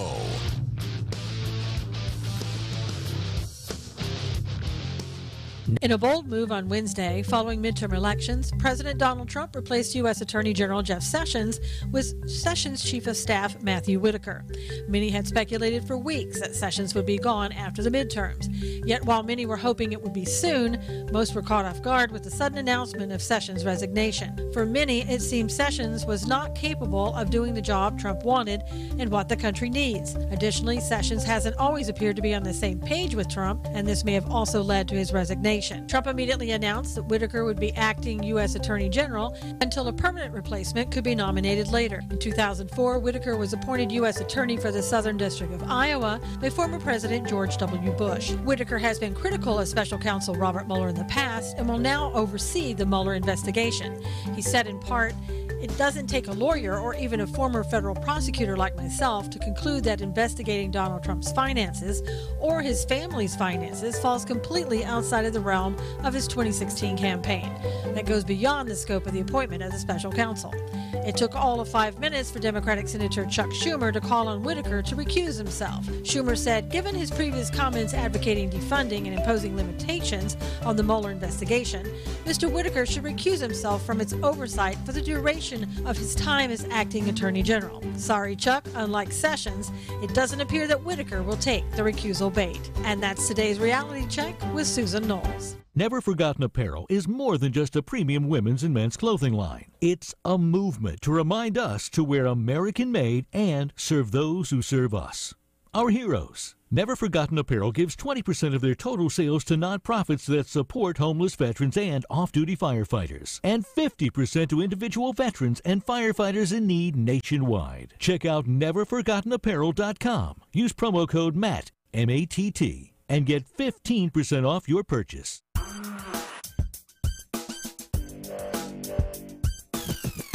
All right, we got to get to some communiques all across the social media spectrum. We are located everywhere, and if we're not, then those places don't exist. You cannot. Man, they're coming in fast and furious. They're coming in deep and loud. Stephen English says... you mean illegally perpetrated by Obama? Probably. Okay. Stephen English said, whoa, where'd it go? So you so ugly you can get laid being transgender in a woman's prison. Okay. Tough room. I'm going to give the cops credit. Now, where's that, Dallas? Yeah, it happened in Dallas. Okay. Yes. I looked at him and it's a she. Whatever. And by the way, they did call her a he, she, which you really can't do anymore. It's shim. We all know that. She-male. Make a decision. I looked at the person in question and the mugshot. I wasn't like, that's a dude. Mm-hmm. Now, I didn't get to see mannerisms, I didn't get to see Hey, Adam's y'all. apple from that angle. I didn't get to hear, I think it's on. How you guys doing? Oh, it's a man. None of that. Just from first glance at the mugshot, I wouldn't have said dude. It's over on Facebook now. The picture is, and I mean, once you say dude, I look at it and go, oh, I could see the dudeness in there. the link is on MeWe. So it's Such a strange world. Dude or no dude? and the woman did show her breasts in another area of the jail, and then was forced to. Excuse me while I whip this these out. Whoa. You know, Brad, I'm glad you brought up that important transgender update, and I would like to see that and trumpet as soon as you get some communiques, because we have some more to get to in the transgender world. Sarah the Roma, I think this is the first story in a while I've heard where a female has had to strip down and there's not a weapon in the vagina. Why? Because it was a dude. I'm telling you. Well, the good news is she's not packing. Not in the front hole, anyway. Because there is no front hole. Well, there is a front hole. It's just you try to put a gun up there. It's very small. Hopefully it's a Derringer. Yes, which is why the human population would die off if men had to give birth. Let's see. Karen Blue Wave Eliason. You mean men without vaginas? I'm sorry. I stand corrected. Men with well, they do have front holes still. Y'all. Yes, they do have front holes. Everybody has a front hole. The front hole thing was really women inaccurate. Technically, all right. If you really want to get technical, be good for us, Ron. Get your finger on the dump button. Women have two front holes. Let's move on. Karen Blue Wave Eliason says after discovering the trans woman indeed had a Twiggenberry, she was charged with having a concealed weapon. See, so there was a weapon. I did not accost the intern. There was a weapon. Accost him, right? I mean, even if there is video or photographic evidence, you can dispute it in today's world. Sometimes the bell is like just a light clanging in the background, like an Old West movie where just off in the distance you hear the bell clanging. It's like a ship out on the water. Yeah, in the water, just real subtle. The buoy out there. It's just a constant. World of spots. What's a muffin, Cumberbatch, BOGO? $20 for the first line downtown. Yep. Same as on the high seas. Lindsey Graham on the high seas. Let's see. Let's just, for grins here, let's see what they're saying on MeWe. And Mr. Busy, excuse me while I touch this guy. Excuse me while I touch this guy. Isn't it kiss this guy? It's kiss this guy, but it's he. Dennis says he had a front pole. Tara says the jawline doesn't lie. Matt Adams, but I mean, at first glance, you don't go, dude, woman, what is it? No. You would accept just, okay, it's an ugly woman or not less attractive woman. What's she doing with that hair? Right. Here's the problem when guys transition to women. We don't know how to dress and make up and whatever like a woman, even if you thought you were a woman since you were fourth grade or something. Horrid if I was a woman. I would not get up and put makeup on. on. You would absolutely, you're whorish as a man. Horish of course you'd be horrid. Both. I mean, would you get up every day and put on makeup? No. No, I wouldn't either. I would. It's like, how much you want to do my hair? That's 75. No, it's going to grow out. It's going to be what it is. We're this lazy, yet we chose a profession where often we have to wear makeup. It is. There is, yeah. Yeah, the best part of my day and days when I have to wear makeup is taking it off with the hot towel. And that's good. You do mean taking makeup, it off. The makeup, right? Okay. The hot towel. Indiana Mike, by the way, just says buggery in the White House press corps. Thanks for bringing that up. All right, let's move on. Back to some other important transgender news. 16 Canadian women have had human rights complaints filed against them. And these are women in all senses of the term. Not women who identify as women, but actual biological and women who identify as women.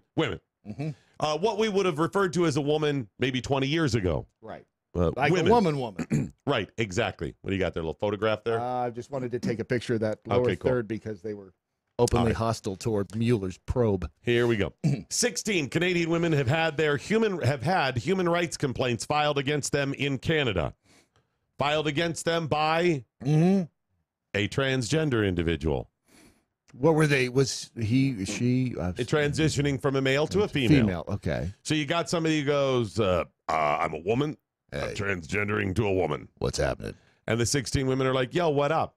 He alleges that when he went into have a Brazilian wax. Well, how many is a Brazilian? That they refuse to serve him. So they refuse to wax him up. Okay, so he wanted to have... This is Vancouver area. He wanted to be... By the way, when I say Vancouver area, that's an area of Canada, not an area of your body. Ah. Oh, okay. Yeah, because that could be confusing. Listen, I'm here for the Brazilian wax, but make sure to really do a good job on the Vancouver area. My Vancouver has been itching. It is, and it's really thicket. It's like a thicket there. It's the hair there in the Vancouver area is really thick. I mean, I try to get to it myself. It's both a logistical problem trying to reach it, as well as it just being so thick. Dulled the blades. I don't know what you chainsaws. did. So really get in that Vancouver area and just hunker down. Dig You're going to be in there. Dig in. Don't be afraid to just dig on in. So, JY, as the person is identified in the court filings, say that JY. Yeah, exactly. Okay. Says that the female waxers in question refuse to serve him because they only serve women. They do not do manzillions. You got the Brazilian wax, then you got the manzillions. They don't do that. And she says, that's fine. Just give me a Brazilian. I are a woman. And they said, no, can't do that. And they claim that they're justified because even though he identifies as a woman, he still has the beans and the frank. So did he have to whip them out to show them and say, look here? No, they all know this. He doesn't dispute that. Okay. But he's saying it doesn't matter if he has a penis and testicles. He's a woman. Okay. And therefore, you ought to be able to serve, or you should serve him because they serve women. So it's not technically a manzini.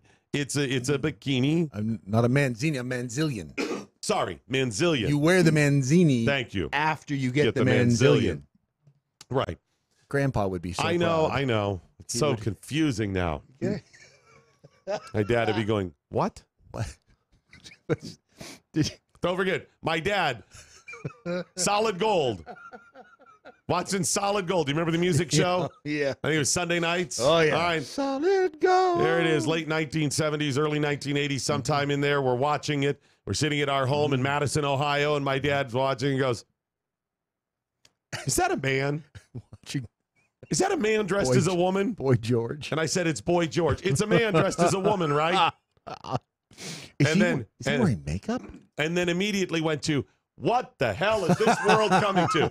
Well, Dad, it's 2018. Man, if I could dig my dad up right now, he would just stand there shaking his head. Oh, yeah. What the hell? Is it wrong that I would love to tell him about it? Dad, welcome back. Oh, my gosh, I got to tell you something.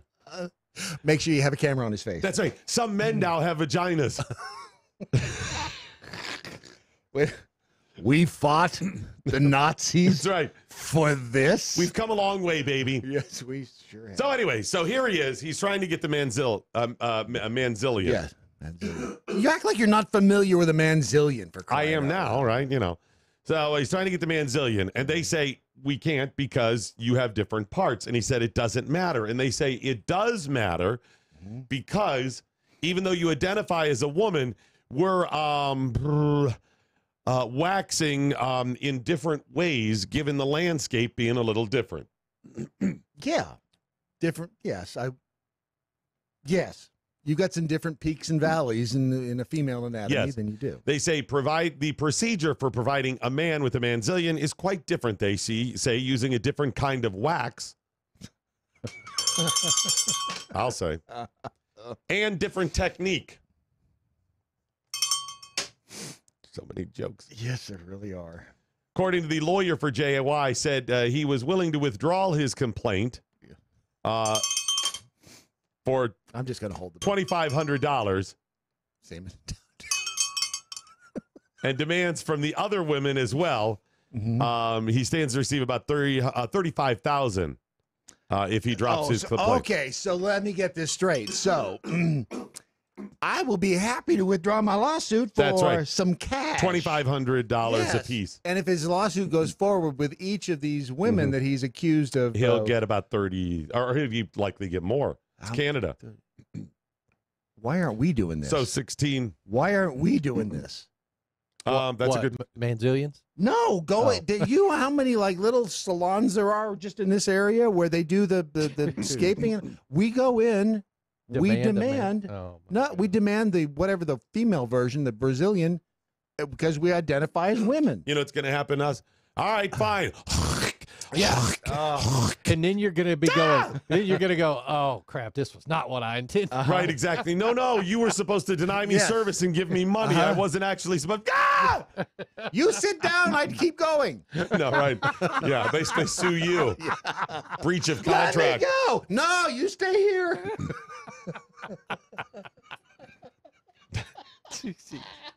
Yeah, that's probably what happened. Yep. Would you be willing to go through that for $2,500? Would I get a Brazilian or a man Yes. whatever for $2,500? Hell yes, I would. I'm talking everything in your nether regions. Front, back, the entire thing. $2,500? Every single hair plucked out. For $2,500? Yes. Yes. No. Yeah. Right now, at this stage in my life, I've got bills. Yes. If there's anybody... $500. Yeah, see... There's a I think there's my a cutoff pain threshold. My cutoff that has is, dollar signs is attached about. to it. I think we're at the base at $2,500. That's base camp there. That's it only goes up from there. Correct. Yeah, I'd absolutely do it. I'd do it for $500. It's not the pain. You do it for $500? Oh, dude, at this point in my life, that gets almost another half the mortgage for a month. Yeah, I mean that's cash, man. That's cash on the barrelhead, right? I mean that's as your agent. I'm going to recommend you start at $1,000. No, I know that, but I'm just telling you between us, I would do that or whatever. Don't let anybody else know. It's not the pain that would dissuade me from doing it for $500. My next question, before I agree to the $500, how long does this take? How long is it? Because if you're telling me, okay, it's $500, but you got to be there 4 hours. I've seen 40-year-old virgin. And Steve Carell, when they waxed his chest, remember that? Yeah. He said that was real. They did it, and that scream and the laughs from the other actors. Those are all real. So that down Have there. you ever had any waxing? No, not in that sense. I was thinking of my old. He waited friend. far too long. When you said wow, I was thinking. I'm going to now go to the jury, Ron. Hell yeah, Ron. he's had waxing. Yeah, there it is. Thank you. That's what I got too. It was candle wax, and it was too hot. That's all I'm leaving with. That's not a hair removal waxing. That's why I was paused for a second. That's not a waxing. Well, that's why I paused. You said if you waxed, and I. That's S&M. That's different. Okay, but that's why I paused. Well, you wouldn't have to pause if I say waxing and someone put candle wax on you. Well, I was trying to be intellectually honest. Well, I appreciate that. I got a great card, by the way, afterward. Had a big factory on the front, said Fred's Pipe and Tool Works. Hope yours does too. Nicely done. Yes, it very was. So I got to tell you, I think I'd rather have the Manzillion rather than the candle wax thing. That sounds painful. Oh no. We'll talk about it later. That's just probably we should just move on. I think this is a good time just to move on. You sure? I'm not so sure about moving on now. I'm not so sure Doc wants you to move on. The audience is demanding answers. Well, the comments are coming over. It's flipping like you're pumping. Yeah. Let's turn the tables. Would you give a manzillion for $2,500? Who are we talking about? You talking Ed Asner? No, that's wait, did you just point at me? Yes. Let's see. Would you give Ron a manzillion for what would base? Only if we split it, Doc. And you'd have to split up the money. You negotiate your own deal. I'm getting the $2,500. I'd rather receive than give in that sense of the term. Because that's just laying there and taking it, right, laying there and giving it. That's going to be bad. Yes. Yeah, that's money. Yeah, I definitely do that. Not Ed Asner, because that goes back to that how much time am I investing in this thing? You'd be there for, because you got to pry apart the... Right. Dude's like a bear, dude. Yeah. And you've got peaks and valleys in there that you can't imagine. I don't even know what you're... Jimmy Hoffa's hat. I just found... I don't know. We think we just stop right here. Yeah, that's going to be bad. So, and by the way, I don't think I'm capable. I think you got to go all pro. You know, that's not an amateur's job. Are you kidding? All you do is pour the wax on and go. No, I mean for Ed Asner. Oh well, yes, yeah. I've had the wax hair removal with wax. Where? Waxing in Richmond. What part of the body? My Vancouver. Back of my neck. I see. I would do. They got laser for that now. I've had both.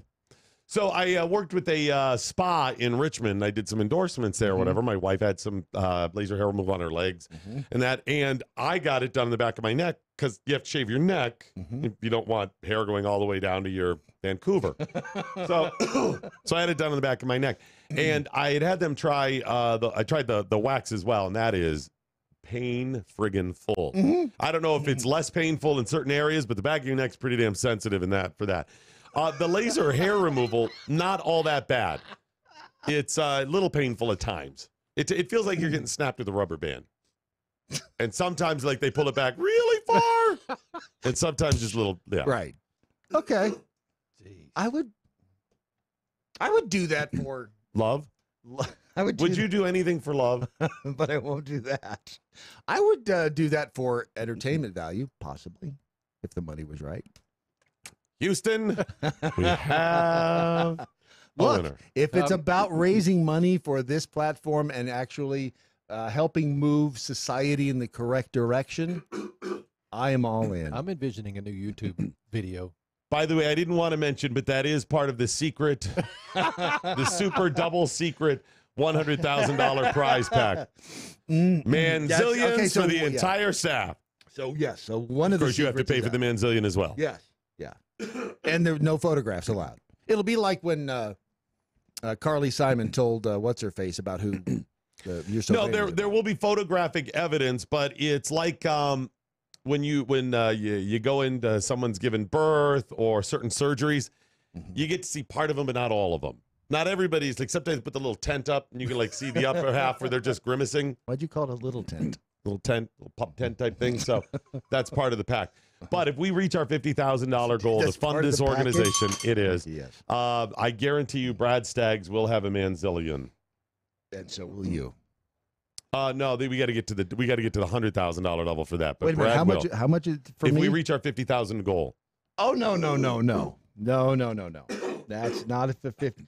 If we get a single donor for 50,000, yes. Oh, please. One single donor for 50,000. If we're guaranteed to hit the 50,000, you wouldn't take one for the team. No, but a single donor for 50,000. Ron, I don't know. It's now Ron, however. No, it's all right, Doc. I'm recording.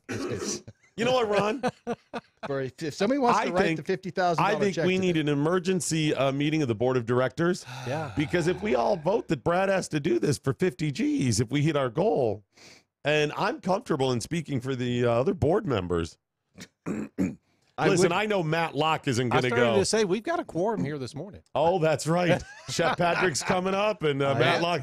And I know your significant other who sits on the board. She is all in. I would be able to change my name to Wax Taint Jackhole. That's right.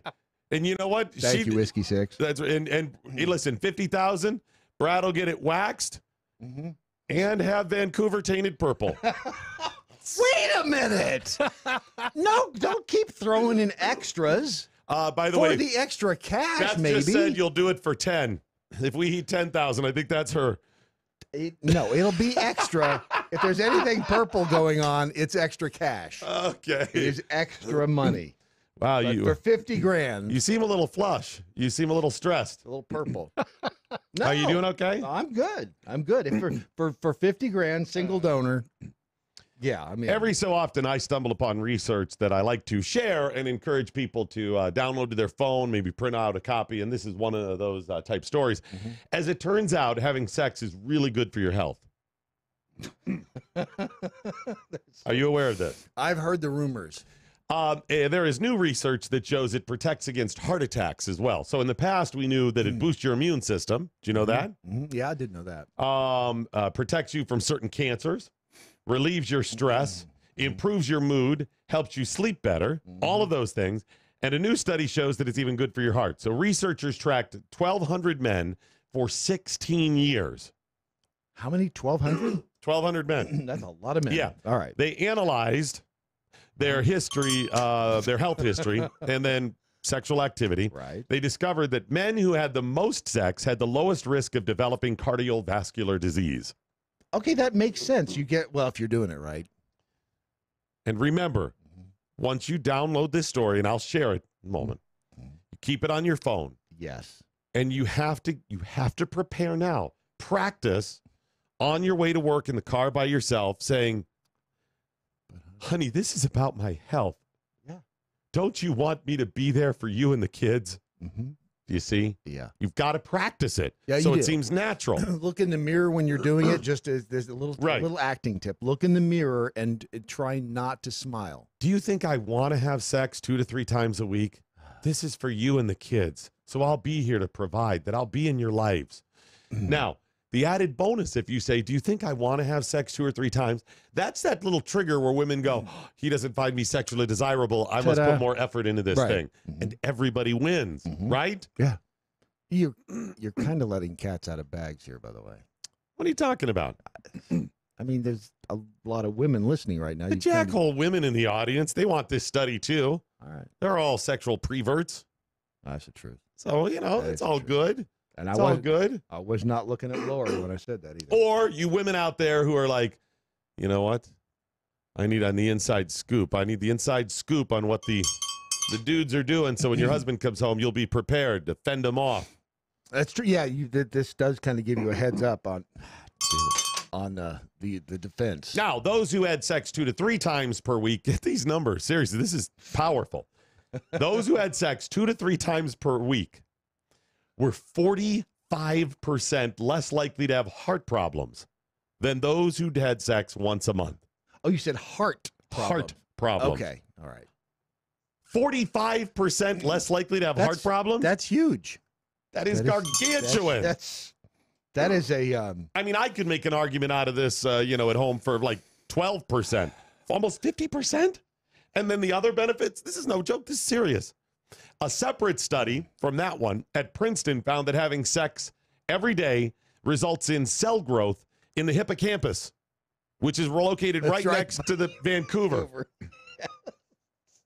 It's actually kind of the cover of the... It does. It's this kind of, The Vancouver covers the hippocampus. Part of it, yes. In fact, if you want to get to the hippocampus, you move the Vancouver aside and then cut in gently. Yes, very gently. That's the area of your brain responsible for keeping stress levels in check. And then a third study said people who had sex daily for just 2 weeks lowers your blood pressure significantly. So if you've got HBP, you go to the doctor's office, men or women. Yeah. And they're like, okay, you have HBP, and they're going to put you on all those weird drugs and whatever else. People who have sex every day for 2 weeks, according to this study, lowered their blood pressure. All BS aside, let me just have more sex. I'd try this. Men or women, if you have high blood pressure, maybe you've been just diagnosed with it, try it. Just as an experiment. I'd be curious to know. Now, the 3 studies I cited here, I have not been able to find out if, get details, and I think we need a clarification, if it means having sex with other people. That's a good question. We need to know what the definition of is. That's true. What constitutes sex in these cases? Right. Is it, hey, baby, around the world, $20, same as downtown? Is it that? Do you need to be having a partner? Do you need a partner? Right. Can the partner be a woodland creature? Right. Do you get double the benefit if it's a ménage à trois? I was told there would be no math, but that's is that it French? Is it an added bonus? Yeah. Voulez-vous coucher avec moi? Right. Is it an added bonus if you double up and do twice a day? How does reverse cowgirl affect this? Does the first one have to know about the second one? I don't know how a rusty trombone plays into this. A dirty Sanchez, a Cleveland Steamer. I don't know how any of these. So clean up on aisle 6, please. And 7. And 8. 8, 12. There was a skip of a couple aisles there. But Right? I mean, a lot of questions. There are, but I'd be willing to try if my health was I think need. Acosta's Karate Chop Tate said it well. Doc, I've tried that, do it for my health approach with my wife. She said I'm worth more dead. Okay, that's a failure. That really is. You know what I'm hearing here? Mm-hmm. Justification for mistress. It does sound that way. I mean, Honey, you think I wanted to cheat on you? Exactly. I'm worried about dying. I am just trying to be around, as you said. For you and the children. And you want to do all this by yourself? Well, don't ask that question unless you know the answer. Well, I'm sorry to hear that your wife is onto your shenanigans. You're probably going to have to just go to SaveYourHeart.com. Yeah. SaveYourHeart.com. You, of course, can also dial 77-HEART. That is 800-77-HEART. Both of those pathways will get you to Save Your Heart, Inc., SaveYourHeart.com. It's a fantastic program that helps people battle heart disease or prevent heart disease. They start with the Pauling Therapies Essentials formula, the PTEF. Provides comprehensive nutritional support to your human cardiovascular system for the repair of arteries and the natural reverses of arterial sclerosis. All of those things. And get all the details. I'm not a doctor. I'm just giving you studies here. You don't even play one on TV. I'm not a heart doctor. I'm a doctor of aromatherapy. Yes. Which, there are some aromatherapies that can help, but not as much as SaveYourHeart.com or 800-77-HEART. The best thing you can do is just go to the website and read all of the ways that they can help you stave off, prevent heart disease, or deal with the heart disease. And Grant Elliott, this, by the way, is for you. Grant Elliott? Yes, he's listening in Scotland. Oh, thank you, sir. Yeah, in Scotland, you can also go to SaveYourHeart.com. Mm-hmm. So if you really want to, in a positive way, affect your health in all of those ways, you go to SaveYourHeart.com. You get that formula. Just go ahead and buy it. You can also just call 800-77-HEALTH and get it. Then immediately you begin having sex at least once a day. Yeah. Right? Strictly for the health benefits. Right. I mean, we're not doing this for pleasure. That's right. Don't enjoy this. For crying out loud. Women have been doing this for years and not enjoying it. So that's right. Exactly. So men can. That's the 1-2 punch. SaveYourHeart.com. Sex once a day. Yeah. And Sneaking Duck says a study would have been more productive if they had proved that more frequent sex is healthier for women. See? It's always about the men. No, here it is. I can't believe I have to tell you this. All right. Just lie to him about that. Yeah. You could doctor the story. Just Photoshop new stuff in. It's not lying if your heart's in the right place. That's right. And remember, lying is a very effective dating and sex gathering tool. Yes, it is. Life, liberty, and the pursuit of Mojo. Mojo 50. This is the seditious, rabble-rousing, liberty-loving, home of fun, entertaining, and compelling talk. Mojo 50. Breaking news this hour from townhall.com. I'm Rich Thomason. 13 people are dead following a mass shooting at a crowded bar in the Los Angeles area. This happened late last night during college night at the bar in Thousand Oaks. Ventura County Sheriff Jeff Dean says deputies arrived on the scene around 11:20 p.m. local time. They found 11 victims that had been killed. The suspect, who we believe was the only suspect, was dead inside. A 29-year veteran of the Ventura County Sheriff's Office is among the dead. Dean says the gunman also died of a gunshot wound, possibly self-inflicted. Carl Edgar says he's been getting text messages from friends who were inside the bar at the time of the gunfire. One of my friends is saying that they got a feed from I don't know where, but they were saying that the front door girl was shot, like 4 others were shot. He came in through smoke grenades and fired off 20 shots. More than 12 people injured in the attack. Police have not yet identified the gunman, and there's nothing yet on a motive. There are new questions about the future of the special counsel's Russia investigation now that President Trump has named a new acting attorney general. After requesting and receiving the resignation of Jeff Sessions, the president named Matthew Whitaker as the acting AG. In that role, he now has the authority to oversee the remainder of Robert Mueller's probe. Before joining the Justice Department, he questioned the scope of the Russia investigation and spoke publicly about ways an attorney general could possibly stymie the investigation. Greg Clugston, Washington. The White House suspending the press pass of CNN correspondent Jim Acosta after he shoved a young female White House intern. Happened during a presidential news conference the other day. On Wall Street this morning, stock futures in the red. Dow futures down about 68 points. NASDAQ futures off 36 and S&P futures down 11. More on these stories at townhall.com. Hey guys, Ron Phillips with the Conservative Cartel. Are you tired of the bar scene, hoping to find the love of your life? Well, there is a better way for you single guys and ladies out there. Check out wethepeople.dating. They make it easy to find a liberty-minded match, and it takes less than a minute to create a free account and begin browsing through over 11 million monthly subscribers. Look, we all know the success of a relationship hinges on the core shared values of a couple. So check out wethepeople.dating for the love of people and people of love. Sign up and start dating today. Wethepeople.dating. Life, liberty, and the pursuit of a partner. You cannot retreat to your safe spaces. There are no therapy poodles allowed when facing the truth. And that's just how we like it. Straight, hard-hitting, conservatarian truth. On the rocks. No chaser. No marches. No protest. Only small, limited government, constitutional conversations. Exclusively on Mojo 50. We get into foreign policy. We get into national politics. We get into constitutional, libertarian, conservative ideology. We put the brakes on the media spin by destroying the lies, dismantling the narratives, and bringing you the stone-cold hard truth. Every weekend on Mojo 50. Join me, Adrian Slade, for a raging hour-long discussion, deconstructing the headlines and delivering you the entire full story. Only on Mojo 50. Live free. It looks like you're losing. I am. Are you losing weight? I am losing. I've lost about 10 pounds. How are you doing it? Funny name, but I've done it with Riduzone.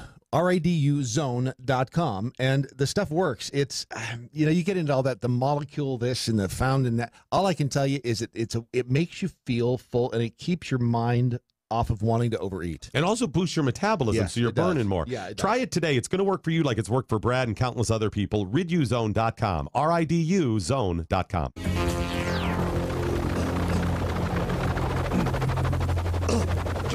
mothership has landed. Doc Thompson, Brad Staggs, and Ron Phillips. It's Ron Phillips. Mojo50.com. Thanks so much for joining us today. Bradley, you're over there chuckle-butting about some sort of communiques, and I'm hesitant to ask you about them. Yeah, Constitutional Drunk, I think, got it well. There's the picture of Una. It says, I'm not hearing justification for a mistress. Come home straight after work. We need to talk, a-hole. I think Una would like to discuss a few things. That's the way it would go in my house. Yeah. Here's the thing. You guys got to understand, my wife would not ever put that in public, number one. She has a smoking hot smile, by the way. Oh, my wife is stunning. She really is. So number one, she would never air dirty laundry. Number two, even if she was willing to put something like that, she would not make it that easy on me. Instead, she would lie in wait. Mm-hmm. And I would walk in. You coming home? Hey, how was your day? Good. Yeah. Okay. How's your health? You feeling good today? And it would just be this long, slow trap being set. And there's me going, oh, bait. Yum, yum, yum, yum, yum, yum. Faka. Not to be confused with pakak. No, and that's pakink. Pakink. I'm pakink AF, baby. Look at this. Look what I have going on. Moorhead, pakink AF, baby. For Chef Patrick and anyone else who doesn't know what pakink AF is, that's the opposite of busted. Yeah, that's AF. right. Busted is bad. Busted AF. Guys, the kiddies, even the older Gen Zs don't know this. This is so young. The youths, I mean, this is so hip and young. It's like the tweens are saying pakink AF. Mm-hmm. Yeah. So, like people know busted, she's busted. She's got a jacked up face, she looks like she ran into a wall. Right. But if they're hot, what is it? What are you, old? No. What is that? Old people, you say, oh, she's pakink. And if she's pakink AF. Yeah. So that's try to stop using Foxy. Dude, come on, man! That just came in. She's foxy. I thought that just came into. Look at her gams. Oh, boy, that broad's got some gams. Who's there, the tomato? So, try to keep up with the hip lingo. He's certainly not down with that. Hopefully, he will get down with that, and also learn about combatflipflops.com. Combatflipflops.com, doing a lot of good in the world, not like the rest of us. Right, especially for those with foot fetishes. No. So they have flip-flops, but they have other products as well. And what they do is they take some of their profits and they give them to people to help them around the world. They give to Americans, other people. Right now, their campaign is still focusing on the Afghani women and girls. And for every order or everything you buy, they give $5 to educate Afghani women and girls. So if you're somebody that loves the idea of helping people, but you're like, just becomes a money bee. You just keep sending money. This is the teach a fish thing. Yeah. This is you're helping, but you're also helping them help themselves. So please go to combatflipflops.com. That website again? Combatflipflops.com. And what do they need to do? They need to get on there. They need to, first of all, learn about what where the money's going, why it's going there. And then they need to buy themselves a pair of combat flip-flops. At? Combatflipflops.com. An argument over, well, it was an argument that was ended when an Arizona man fired a bullet through a master bedroom door and sent his brother to the hospital in critical condition. 44-year-old John Murillo has been arrested. He told police that he shot through the door at his 46-year-old brother because his brother has a black belt in martial arts and threatened him. This all started as an argument over text message where the one brother had accused the other one of using his Tupperware-style dish. Okay, I can understand that. No. Why? No. Was it an expensive set of Tupperware? You're not an expert. Well, I'm not an expert. I need to get the expert opinion. Is it justified to shoot someone over there using your Tupperware-style dish without permission? Chef Patrick, the expert. It depends on the cost of the Tupperware. Okay, good. Whether or not they burped it as necessary or as required. And if I may, did they put the damn thing in the microwave with stuff in it? And did they leave the ring around there? Because you can't do that. Yes. That's worth it. Okay. Yes. So we need some questions answered before we get the full details of this, right? Before we can rule. More than a few. Okay, so but there is possibly justification. All right, Chef Patrick, I wanted to defer to the expert. Thank you. Possibly. What's going on in the world of food news today, Chef Patrick? Okay, we need to cover this briefly. Today is National Harvey Wallbanger Day. What is in a Harvey Wallbanger? Actually, it's pretty much 3 ingredients: vodka, fresh orange juice, and Galliano. What is it? Galliano. Galliano is actually it's a liqueur that has a vanilla, anise. Anise? Not anus. It's anise. It's not vanilla. It's licorice. Why are you screwing up a screwdriver with anus? Right. Exactly. All right, next. You know what this screwdriver could use? It could use licorice flavor. That sounds horrible. Seriously, is it just anise flavor, or is the vanilla legit? It's a vanilla. It's more vanilla than anise, and it's kind of sweet. It's a very sweet liqueur. Okay, that's not good. You just good. floated on top there. Does anybody even order a Harvey Wallbanger anymore? Is that old school? I remember that being a reference in the late 70s. Yeah, I've never heard one ordered in a bar ever. Harvey Wallbanger. He hardly even When you hear this, when you hear the door open and you hear, "Hey y'all," you're about to hear an order for a Harvey Wallbanger. Is Harvey here? I'm verklempt. So it's National Harvey Wallbanger Day. Yes, it is also National Cappuccino Day. Cappuccino. I like cappuccino. I like that. See, I always get confused. I like cappuccino. In Arrested Development, they always do like flashbacks to the 70s and 80s. And it's like, do you remember when such and such happened? And they would also use the newsman that they show every so often, that they'd go to like something happening in the news. John Beard. Yeah. And they show him in the 70s. It's just him with the bad suit and a wig. Yeah. And he goes, he talks about whatever they're talking about. And then when he ends that story, there's a little bit of him going, coming up, there's a new drink called the Cappuccino, and you won't believe what it costs. That's good. Sure enough. Remember when I was like, hey, can I get a cup of coffee for a dime? Oh, yeah. Nope. Not anymore. I always get them confused with macchiatos, and I never know if I'm supposed to order a cappuccino with the sweetener. Do they come sweet?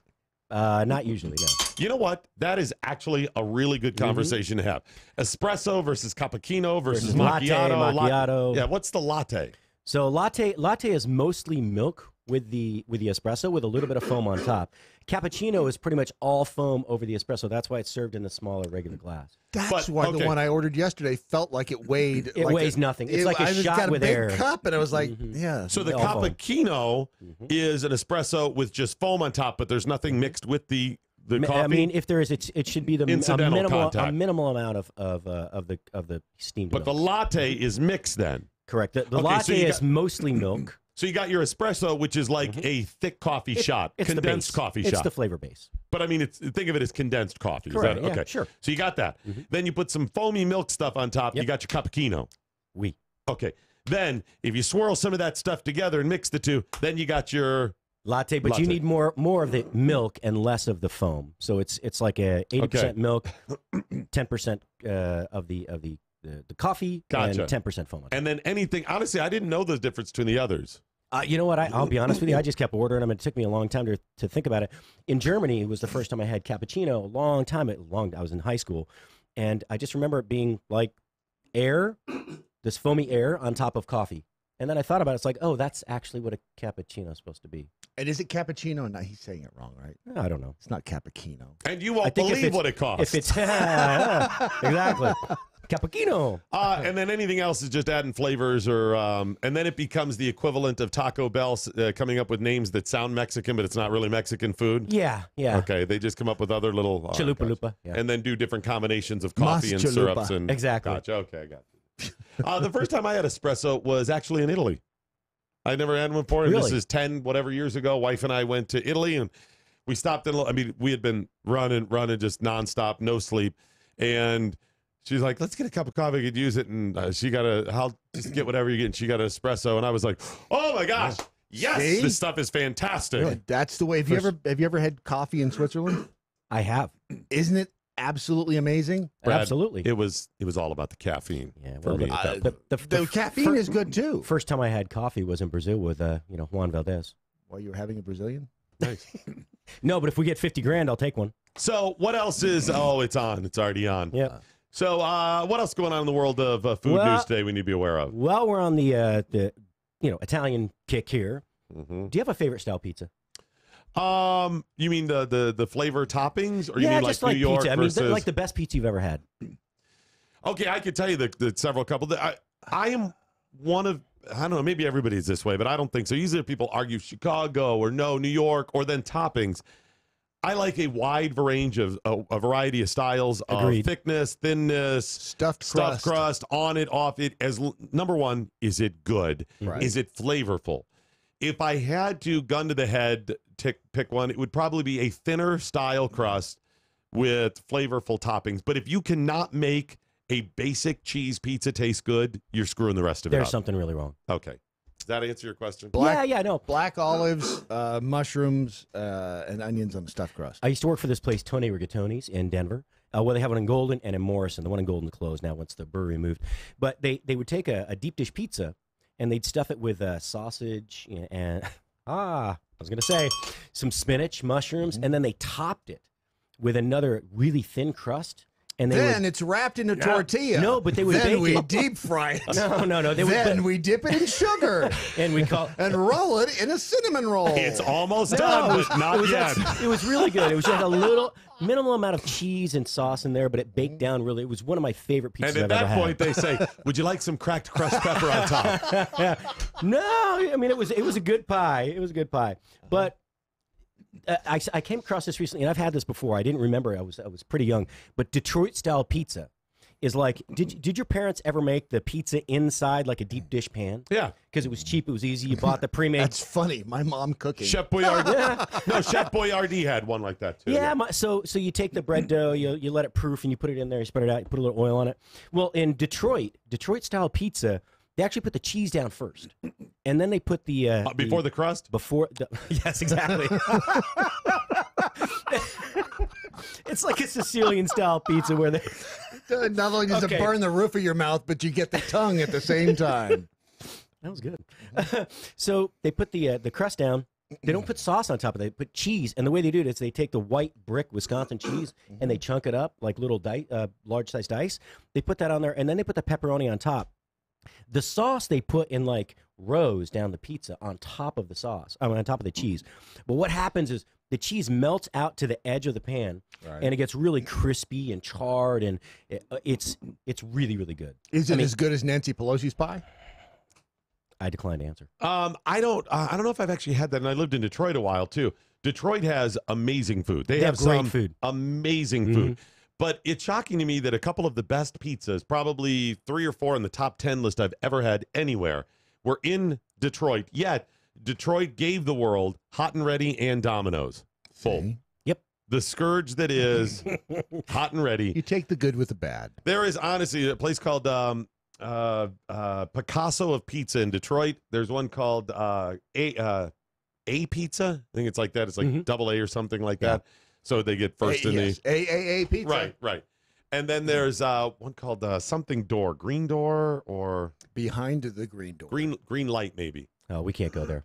Anyways, Thank you. Fantastic. Thank you. Outside of that, I could tell you, Angelo's, west side of Cleveland, so it's over actually Lakewood area, is like the pan pizza that Pizza Hut used to be when you ate in, when Which we is were kids. Sicilian, which is Sicilian style. Yeah, Is a little thicker. And by the way, to answer your question, if it has double cheese, yes, I like it. This has like triple. It's really good. If you're in the Richmond, Virginia area, Belmont Pizza, it's actually some friends of ours that own it, and they do a fantastic job. So, yeah, I can tell you great pizza and bad pizza all around the country. So some of the worst things that have happened to pizza lately. We've talked about pizza in Switzerland and around the world before. In Switzerland, some of the most common, they like curry on their pizzas. But above and beyond that now, they're putting bananas on the Las Colinas, they like their curry too. Bananas on the pizza, curry powder, and then they top it with like crushed peanuts. Look, you like curry or you like peanuts? Okay, just making sure. Yes, peanuts. Peanuts. Okay. One more time, peanuts. So if you like curry, that's one thing. It's not pizza. If you like then. pizza, that's one thing. It's Indian food. Being a little bit of a purist, right? I'm a real all right. When it comes to classic dishes, I'm a purist. I don't mind, changing things a little bit. But when you start putting curry and bananas on pizza, I have to draw the line. Can we at least? I mean, sometimes those things are good when they change the recipe, but at some point you need to start just calling it something different. Just stop. I mean, if I came to you and I said I had this thing and you tried it and it was, oh, it's good, it's whatever it is, and you're going, oh, it's almost like pizza, fine. Almost. But if I start with pizza, that's sorry. I mean, I have conceded white pizzas, and stuff, but at some point, guys, it's no longer pizza. Marguerite. Yeah. Well, actually, so here's Margarita pizza is probably more classic pizza out of Italy, right? Well, yes, but there's a huge story out of Italy where there's a chef who had 2 Michelin stars in Milan. And he came up with his version of the margherita pizza, and it's made with cereal and whole grains, the crust, and then has this really thick tomato sauce, like Cap'n Crunch and Fruit Loops or Cocoa Puffs. I think it's a little more savory than that. But, okay. But he tops it with this really thick tomato sauce. Okay. And he makes chicken zesty. Yeah, chicken zesty. Chicken zesty. Abbondanza. Yeah. He takes the mozzarella and he shapes it into like flower petals and it looks okay, but the Italians are really pissed because he calls it a margherita pizza. Yeah, they're really upset. Matter of fact, they said one of them said should be. Whenever Chef Crocco makes a pizza like this, a Neapolitan commits suicide. Why would ice cream be committing suicide? That's not what it's. Never mind. Okay. Yeah, so they're kind of purists about that as well. And we're not even sure. They said, so here's another critic said after making his own pizza, they took away not only his other Michelin star because he went from 2 Michelin stars to 1 after this dish came out. It wasn't related, but it was perfect timing. The good news is though he has been awarded 2 Firestone stars, but they also and 1.5 Goodyear stars. So they also took away his Italian citizenship and his driving license. I have 4 Cooper stars. Yeah, yeah, I do. So you're coming up in the world. I am. I'm doing well for you. So I think part of this was caused by Neapolitan style pizza was just came up as it was just awarded some sort of world designation as a I don't know the world I don't know some organization gave it this world pizza that Neapolitan pizza UNESCO, here it is. It was awarded World Heritage status by UNESCO. So now you have to be certified to make those pizzas and call it Neapolitan. Good grief. There's like champagne or bourbon, they have to be. There's restrictions to officially. It's bougie. It's very because champagne has to be from a certain reason, right? France. Otherwise, it's sparkling wine. Okay. And the same thing, bourbon. Doesn't bourbon have to come from Bourbon County, Kentucky? Well, they're changing that. What is bourbon's the Kentucky and Scotch has to come from Scotland, so on and so forth. Right. Yeah. Otherwise, they're pretty similar there. Right. Yes. There was a story, and I wish I could remember what country, but 3 or 4 years ago, there was a story out of Italy that the Italians are losing their history of pizza making. That Italians are no longer making pizza, and it is a lost art in Italy. And that was the bad news. The good news was others have taken it up. And I think it was Egypt. Egyptians are now making Italian pizza in Italy. So the Italians, for whatever the reason, have moved on. Kids have gone off to university or whatever, have stopped making it. The Egyptians have immigrated, I think it was Egyptians, somewhere in the Middle East, have immigrated to Italy, and now they're the experts on making Italian pizza. Yeah, well, that's true. Is fascinating to me. Because it was a family tradition that was passed on within the restaurant generation to generation, and as fewer people follow in their parents' footsteps, now that's in some ways a little culturally troubling, not even troubling. It's just something seems wrong about that until you realize that all of the culture we experience and know today, things that we grew up with, were not cultural things 100 years ago, 400, 1,000, 10,000. They weren't. It's an evolution. So even pasta that we think is Italian, it's pasta. Where did pasta originate? In the Orient. Yep. And wasn't it, what's his name? Marco Polo. Marco Polo, who went to the Orient, got pasta, brought it back to Europe, and it became a thing. Yep. Orient, I think, is offensive now. Orient is for rugs. Asian is for people. I said the region. Jeez. The region, not. By the way, somebody did mention that you would probably bring up Angelo's Pizza in Lakewood, Ohio. I did. Okay. It's one of the best out there. It's spectacular. Making sure. Was it Skippy? It was. Skippy? No, it was Jeff A. in Virginia. Okay. There you go. Angelo's is if you liked the Pizza Hut style pizza, the pan pizza that made them famous before they changed the recipes for delivery, that's what you're talking about. It is off the charts good. Yeah, they're well known. It's one of those things where you're eating and you are stuffed. You physically are like, I just am so, but I got to take one more bite in my mouth because it's so good. That's the. It's not over when I'm full. It's over when I hate myself. Right. I think it's road trip time. Oh yeah, I'm in if there's food. Well, we likely would be able to. I almost let the cat out of the bag again. I almost didn't bring it up because I was almost going to let it out there. Wow, Ron, I almost muted you. Ron, when are we making this announcement? Black Friday, I think. Are we? Okay, yes. So we're scheduled to make this. Wow, we got to get this done because it's 2 weeks from tomorrow. Tomorrow, yeah. 2 weeks. I got to hold off to tell you about that. Ooh, this is not going to be easy. All right. And it has nothing to do with my Brazilian. By the way, can we pause a moment? And I want to consider us changing the name to. Okay. I don't know, Off-White Friday, something like that. Beige Dark Friday. beige. Friday of Color. Ooh, I like that. That would work. Yeah. Friday of Let's call that Friday of Color. You're adding an extra word in there, but okay. All right, what else do we have going on in food news? Real quick, got to remind you of MojoWildRice.com. MojoWildRice.com. Talk about things evolving over time in areas in food and culture. Mojo Wild Rice is the only native grain to North America that we can find. It's more superfoody type grain, like the quinoas and stuff like that, because it's naturally gluten-free and cholesterol-free. It has trace minerals and vitamins. It's almost a complete protein.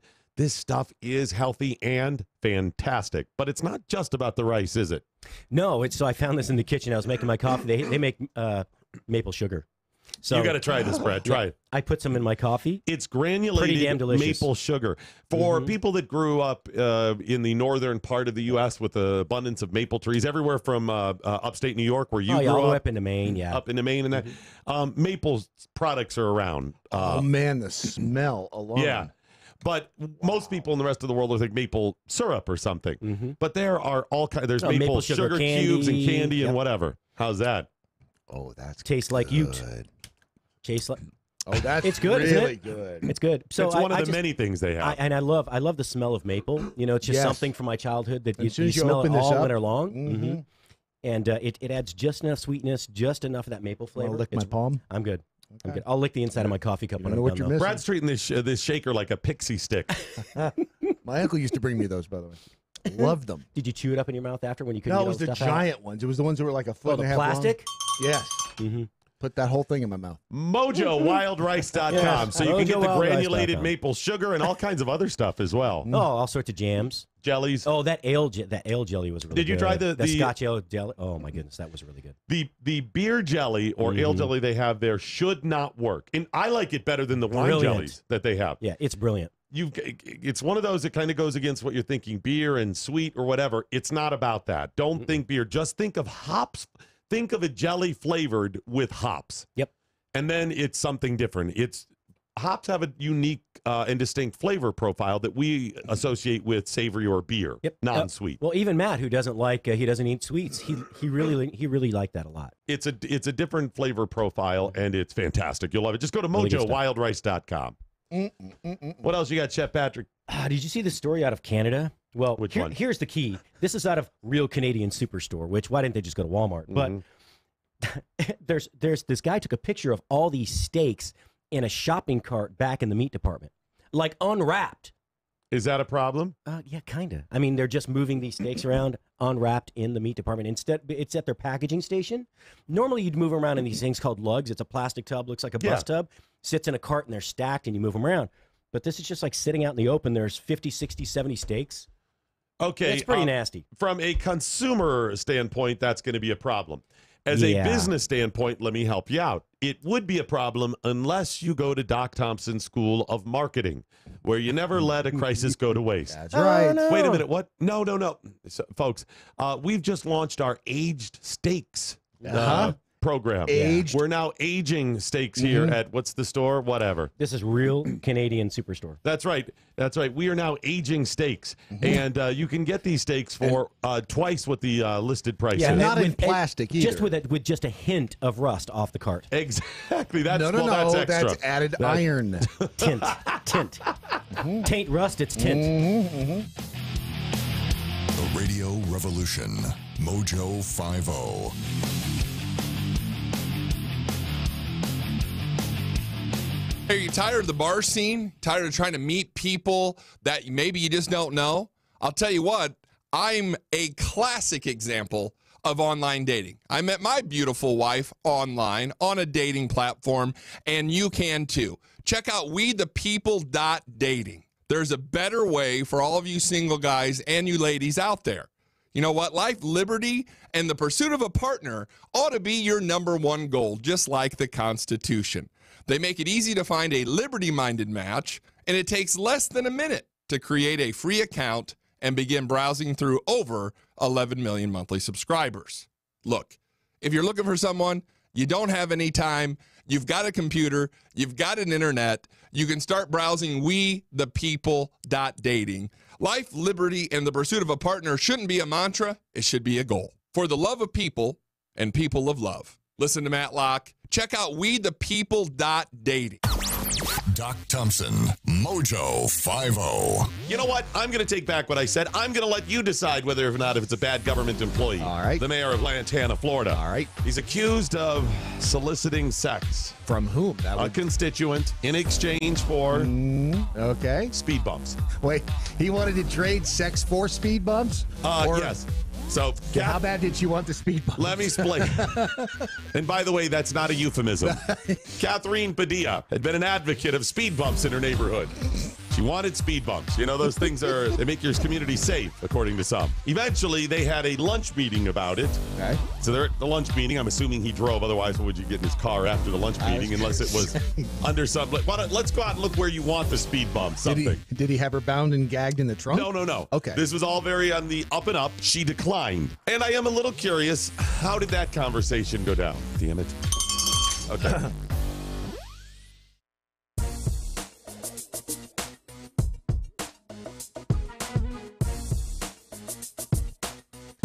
I got a lot of communiques coming in here, and also have to give you an update on the elections from Tuesday because we have some news. Suspicious backyard packages. By the way, if you're in the Kansas City area, you need to try De Bronx. Excellent New York-style pizza. Cool. You know what's funny, too? Patrick's right about there being so many different styles. And, yeah, I mean, I could debate things I like a little more than others when it comes to styles and toppings. But rule one, make it good.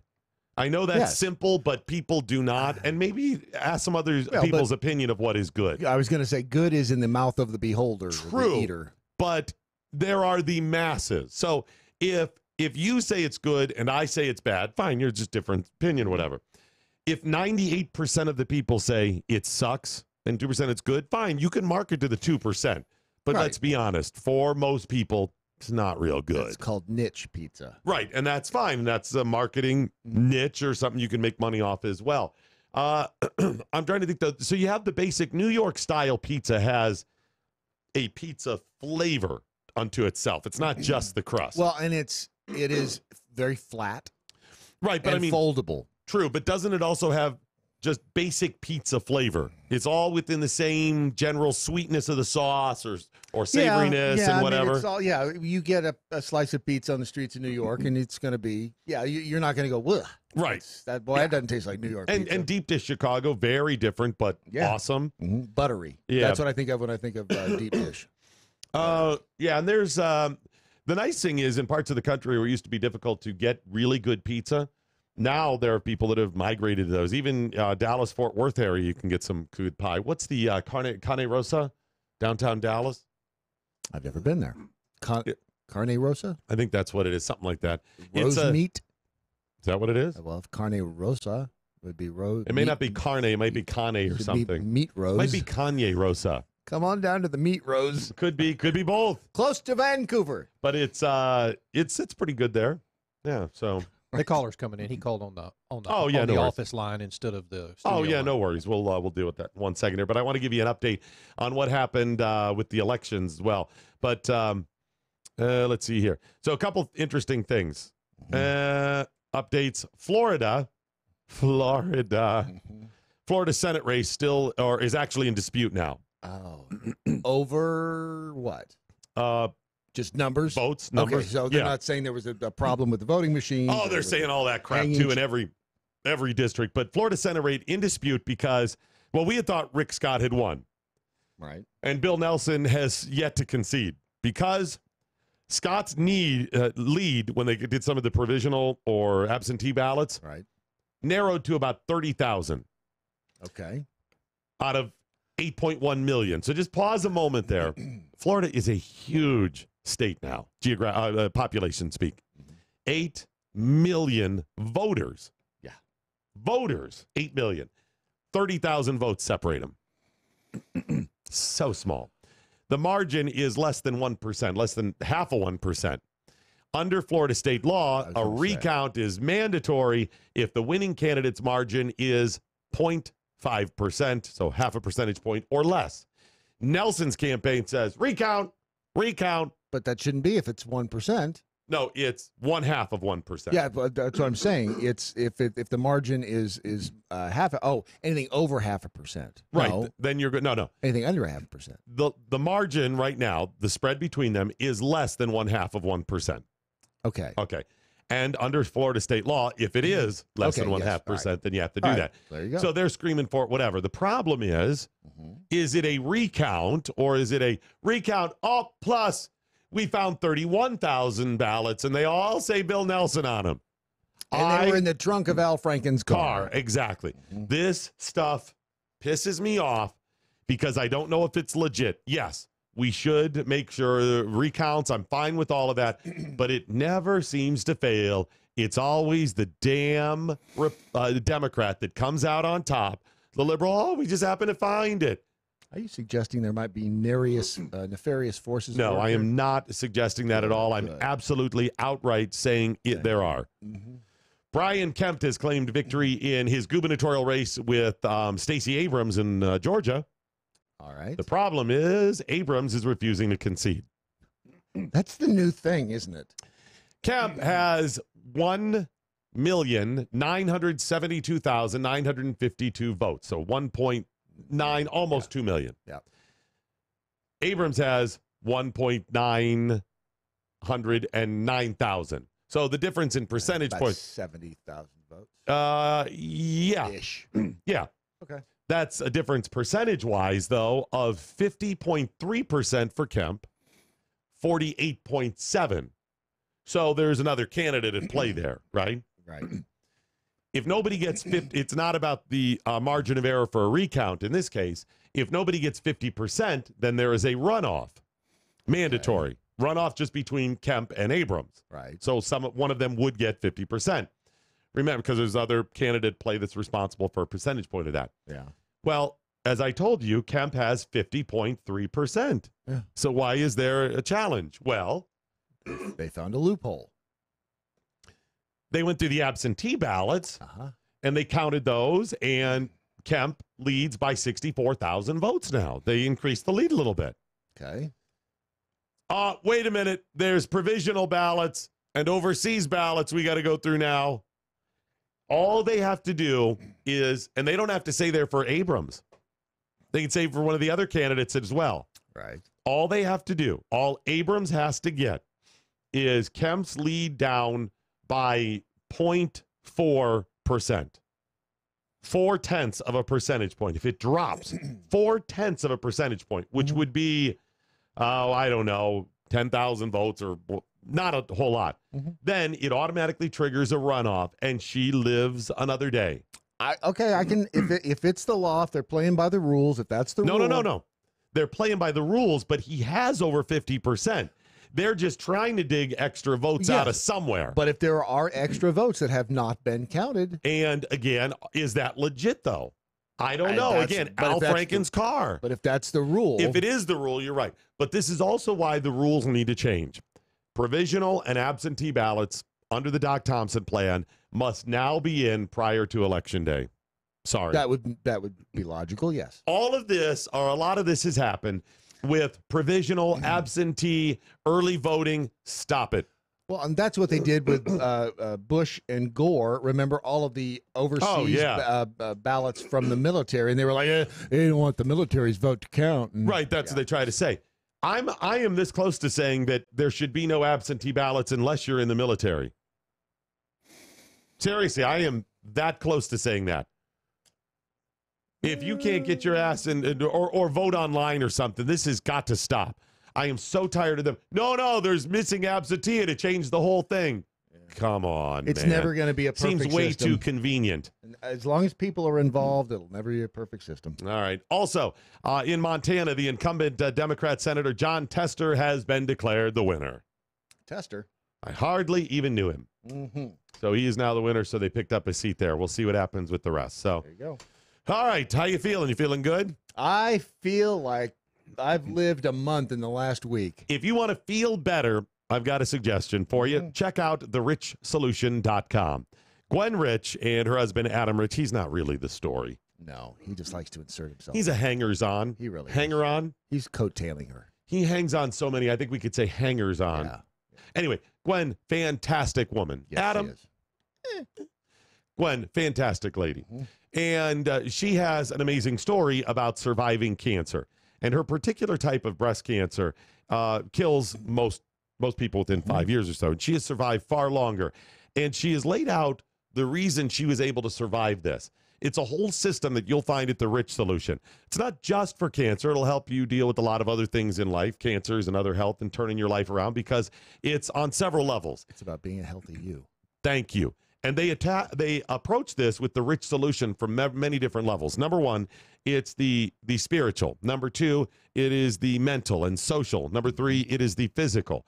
And each one of those are really important. So if you go to therichsolution.com, you read the book, you see the plan, you will, I'm sure, benefit from any one of those levels. Any one of them you're going to benefit. And then the physical, there's many things under each one of those as well. And the physical also has supplements, which they attribute to her physical well-being, the physical side of this. And I think they're right. Supplements, I'm realizing over and over, we are not getting the right combination and the right vitamins and nutrients we need, and there's a lot of reasons why. Find out why at therichsolution.com and look under supplements. And there's nothing that will give you a zest for life like having a near-death experience. Yep. And that's basically what happened to Gwen. And she has poured every ounce of who she is into doing the research and finding out about these products and bringing them to you so that people who have a situation like that want to help other people. It becomes a legacy project, it right? It really does. It really does. That's and Gwen is fabulous. Yeah, fantastic. TheRichSolution.com. TheRichSolution.com. Check it out. You will love it. I guarantee you're going to glean something. You're going to get something of value just by going to the website. If you actually read her story, you will walk away having a better perspective and likely something that's going to help your life. TheRichSolution.com. Also, helping people, and we're going to help him. Andy from Perpendicular Pictures. How are you, Andy? Hey, Andy. How you doing? Andy joins us for our Building America segment now. You would know that if we had an open for it, but there's been trouble. Yes, there has been some issues. Hello. Hello, you there? Hello. Hello, Andy. Are you I'm there? here. Okay, there you go. I'm here. Andy, tell us about Perpendicular Pictures. Yeah, I was actually hoping to talk to you when we were doing the fan con up in Pittsburgh there. Yeah. I was kind of hoping you were going to be there, but so my goal has been for a while to film some movies in Pittsburgh with veterans, using veterans as my actors instead of, highly paid Hollywood elite people. And I just I've hit a couple of brick walls in the past couple of years. Namely, I really couldn't get much traction on Twitter and other places, and I'm hoping that being on Building America will kind of help this a little bit. Well, tell us a little bit more about what you're doing. Is your background in making films, filmmaking, producing any type of content? Actually, I am a computer programmer by trade, by degree. Drove a truck for many years, and now I'm embarking on this project because I recently sold some farm land that I had and became debt free, and I can now pursue this full time. I've done wedding videography in the past and photography and stuff like that. I'm pretty good with Photoshop and other animation stuff. But and that wasn't. And when I asked the question, it wasn't about judgment of you don't have any experience. It was just trying to gauge where you're at on this process, because on this segment, we talk to people who've been in business 20, 30, 40 years. We talk to people who just have ideas for it. Yeah. And you're, a couple of steps down the road for there. You're beyond the idea phase. You have a little bit of the funding, and you just need to help put the thing together. Yeah, I'm really just hoping for exposure pretty much at this point. I've actually talked to Nick Searcy online and Dean Kane. They both kind of like my goal, and they said that they would like to help any way that they can. I actually recently had a meeting with an executive producer in Pittsburgh who runs a studio, and I'm not gonna say his name just because he's under the cloak of darkness there, but he really liked a lot of the stuff that I've written, and he really wants to help me, but my goal is kind of big, and he right now is kind of trying to find other Hollywood people to kind of like join forces with them. Okay. Again, I'm just kind of hoping that being on the radio here will give me a little bit of exposure. Maybe there might be some people who are listening who might hear and want to get in contact with me. So one of the all my stuff is this is you're embarking on something, admittedly you just admitted that it's this is a big project. This is something big to get off the ground. It's not like you just open up a hot dog cart. Right. I mean, that's difficult enough to start a business, but when you're talking about getting into creating content, there's and movies, so many things go into this. And Brad and I have varying smaller bits of experience with producing, movies and content like that. It is really difficult. So we get that. But I had a friend tell me one time when he goes, you can dream big aside from having a passion about a product. Let's say your passion is to make money. So you say, I'm going to open a business so I can make money. He said, if you're going to end up doing the same amount of work, you might as well shoot for the business that's going to make you $1 billion as opposed to one that's going to make you $1 million. Yeah, that does He's make like, sense. You're going to work your ass off either way, so you might as well go for it. So dreaming big and obviously being driven to do good things, that's good for you, man. Yeah. I really wanted to help veterans for a while, and I knew that, helping veterans has been a big cause of yours. Actually, a veteran was the inspiration for a lot of this. I had a friend who was a veteran who had a botched hernia operation from the VA, and he passed away last year around Easter time. But his last words to me were, I've read some of your stuff. You really need to get this. You need to get this going. This is great stuff. Hey, Andy, hang on 1 second, because Ron has some immediate advice about launching a content company. Do you have any immediate advice, Ron? Yeah, don't do it. No, I thought maybe get a good phone.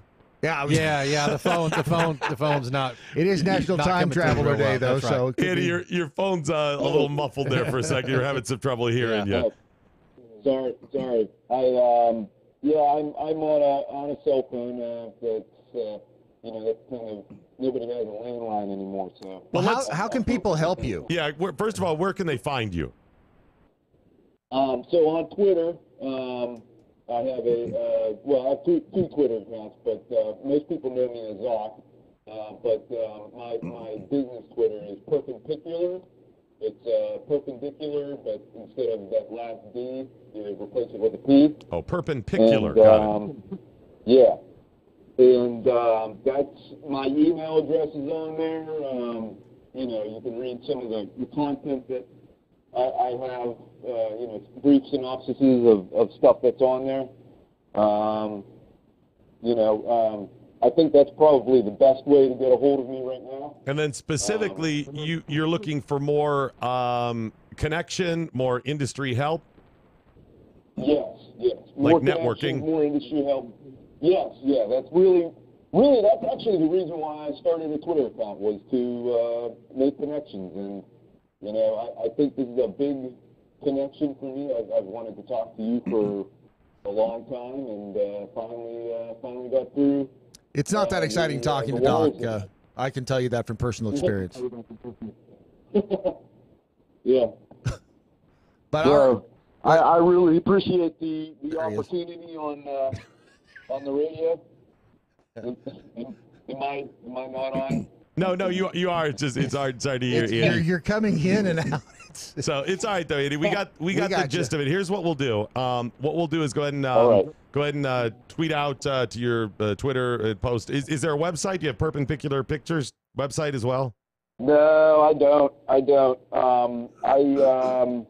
I was thinking of setting up some of that kind of stuff. In the near future. You're gonna need to set that up ASAP, so people can, at least a basic landing page, so people can go there and give you direction. Okay. I mean, social media connection is obviously good, but you're gonna have to have all your info laid out there. And get together, and we'll give you that advice right now because we have a little bit of knowledge that have your basic information so you can refer to it. Because if you're looking for any insider help, funding, whatever it is, people have to be able to go to a place and read in a paragraph or two what you're doing. So put that up there and specifically lay out what you need. I'm looking for additional writers or people to, with some directing experience, actors or business experience. Put that all out there so you know what you need, first of all. Perfect. I appreciate all the advice and help that you're giving me. Absolutely, Andy. It's great talking to you, and keep us posted, and we'll help you along the way, all right? Will do. Thank you. All right, buddy. Thanks so much. And yes, we will be collecting funds to buy Andy a new cell phone. Yeah, exactly. So that he can well, I had to bring it up because I know the jackholes online are going to eat him alive with that stuff. Well, here's the thing. And I don't blame him. Here's free. That's what we do here. That's right. And I didn't take the... I didn't know if you'd go there, Ron. I didn't know if you'd take the bait. Here's the free advice. Start doing, if you want to shoot a movie, start shooting it. Just start shooting it. Do it. Put something together so that you have a sample so you can show somebody. And because anybody can make a film now. Anybody out there can make a film. It's like dressing for the job you want. Just do it. Just No, do it. you're absolutely right. When especially when it comes, well, it's probably any business, but it definitely when it comes to content, creating content, you've got to start. Yes, just don't. do it. Well, when I get this, no, Nope, no, just whatever it takes to start. It doesn't. And guess what? It's Yes. probably going to be Stop horrible. getting ready to get ready. Right. It's going to be horrible, more It than is. likely. That's right. And you'll grow, and you're not going to be able to do everything you want, content-wise and equipment-wise and all this. And just do it and try to grow every day. If it's a good story, and that is the most important part of it, There's if it's a good story, it will find a way. Well, and you won't learn more than just jumping out there and getting it done. That's right. The good news is at the beginning, you grow by leaps and bounds because there's so much area for growth. So number one, just start. Number two, Brad's right. It's the story. Yeah. Everything else is making it prettier, whatever. You can have the best cameras, It's you the can best equipment. story first and always. You can have a great story and bad actors. It'll be pretty good. You have a horrible story and great actors. Not good, Jilly. No. Although he's not really a good actor either, so that's a bad example. But really bad. Just get out there and start. And then third, I would say you've got to stay with it, right? That's the other thing we've learned with this. Don't give up. Don't give up. Ever, ever, ever. That's that. It sounds silly, but that's the number one piece of advice from anybody who's ever succeeded at anything, anytime, Keep going. anywhere. Don't stop. So we'll help you along the way. It's Perpendicular Pictures. And another example of that would be the great folks at Dog Tag Furniture as well. Yes. He's got a great story. Go to dogtagfurniture.org and read the entire story. And I would have quit 100 times if I the way were they've targeted Troy. him. Yeah. Absolutely. Dogtagfurniture.org. And please buy a flag. Buy one of his wooden flags immediately. You get 30% off with the promo code Mojo30. No, it's Mojo50. It's Mojo50. You get 30% off. Right. We've got to uniform those things. That's going to be trouble down the road. Mojo50 for 30% off at dogtagfurniture.org. Read what it benefits veterans and veterans who've died and helping their families. Dogtagfurniture.org. We're into the Christmas season now. You're looking for gifts. Next Monday is Veterans Day observed. Yep. Dogtagfurniture.org. What do you mean it's last call? All righty, that is it, ladies and gentlemen, the end of your Daily Mojo. But before we go, as always, let's find out what we learned today. We learned again that Jim Costa is a self-absorbed, whiny little bitch. Yeah, I said it. Yep. I said it, and I stand by it. Until you prove me wrong, you self-absorbed, whiny little bitch. Yep. Yes. We also learned that Lindsey Graham will star in the remake of Buggery on the High Seas. We learned that you will know when we reach our funding goal, when we all have purple taints. Yes. We're so looking forward. Well, we're looking forward to part of that. It's kind of like a scarlet letter that you can be proud of. Hey, is that a scarlet taint? No, it's a purple taint. Purple taint. And by the way, if you would, please donate at mojo50.com. It's mojo50.com. Just go up to the red banner and you can donate a couple of bucks. Great. I am not joking when I say I'm absolutely humbled at some of the contributions people have made. Yes. Somebody sent us a check and wrote a very nice letter for $500, which I turned to Brad this morning. I go, for somebody to give us $500, that's $500 a boatload of money. That is huge. It is And absolutely yeah. It's humbling, is what it is. I opened the letter. Without question. I opened that today and I was like, I'm so thankful and just, okay. Yep. I think we should move on. I'm going to move on. Yes. Just thank you. And finally, I learned that Brad's Vancouver is located just above his hippocampus, and it is a thicket of hair. 3 chains broken on the chainsaw. Bradley J. Staggs, what, if anything, did you learn today? I learned that Jim Acosta not only is a whiny, self-absorbed bitch, but he's also become a verb. You can now be accosted, much like Brett Kavanaugh. You've been Kavanaugh'd or accosted. Come on, ride the train. I learned that Lindsey Graham, hey, y'all, will be busy in the next few months rehearsing not for his new role in that movie, but in his new role in Hell to Pay on the High Seas. Hell to Pay, co-starring Jeff Sessions. Oh, badmouth the Attorney General. How cliche. I learned that the New World Order really confuses me. Can we go home now? Don't try to understand it. Just ride it to the end, baby. I learned that in Vancouver, no shirt, no shoes, no vajayjay, no service. I learned you can earn up to $150,000 just for punching out a little douchebag at school. I know, right? You have really come into your own with what I've learned today, Brad. You have grown immensely. Wait a minute. I don't know if I... You still suck, but you really used to be worse than suck. So thank you. I appreciate that. I'm getting... Just move on. Was that it? You need to answer yes. No, well, I did learn if it's triple the cheese, the answer is yes.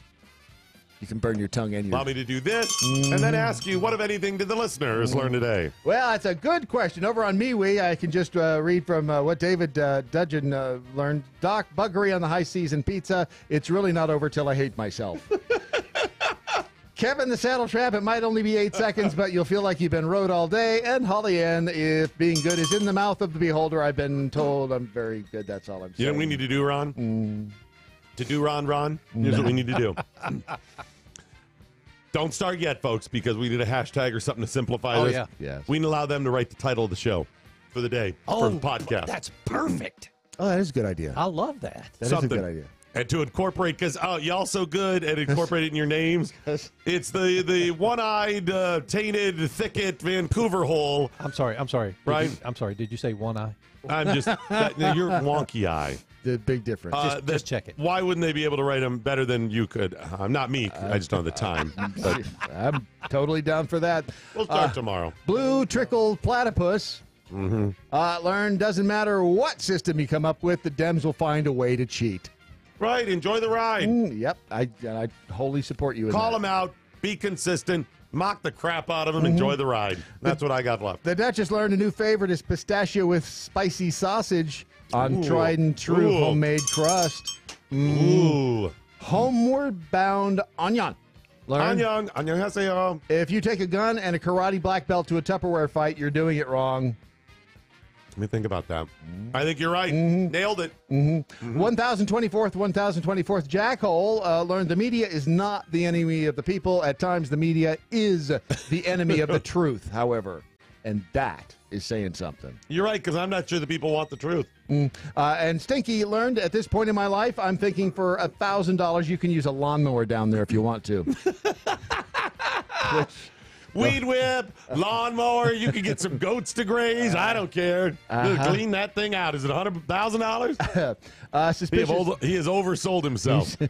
Overcharging. Suspicious backyard package learned. Does that study include a robot partner asking for a friend? I just realized I didn't do numbers on procrastination. We'll do those tomorrow. What else do we have coming up tomorrow? Oh, some absolutely fabulous topics. What does Matt Locke have coming up on the Conservative Cartel Matt today? is talking about the Trump and Acosta and all. He's got it covered, huh? He really does. He has it all covered. And he will do it loudly. Yes, he will. I will. We'll get to that tomorrow.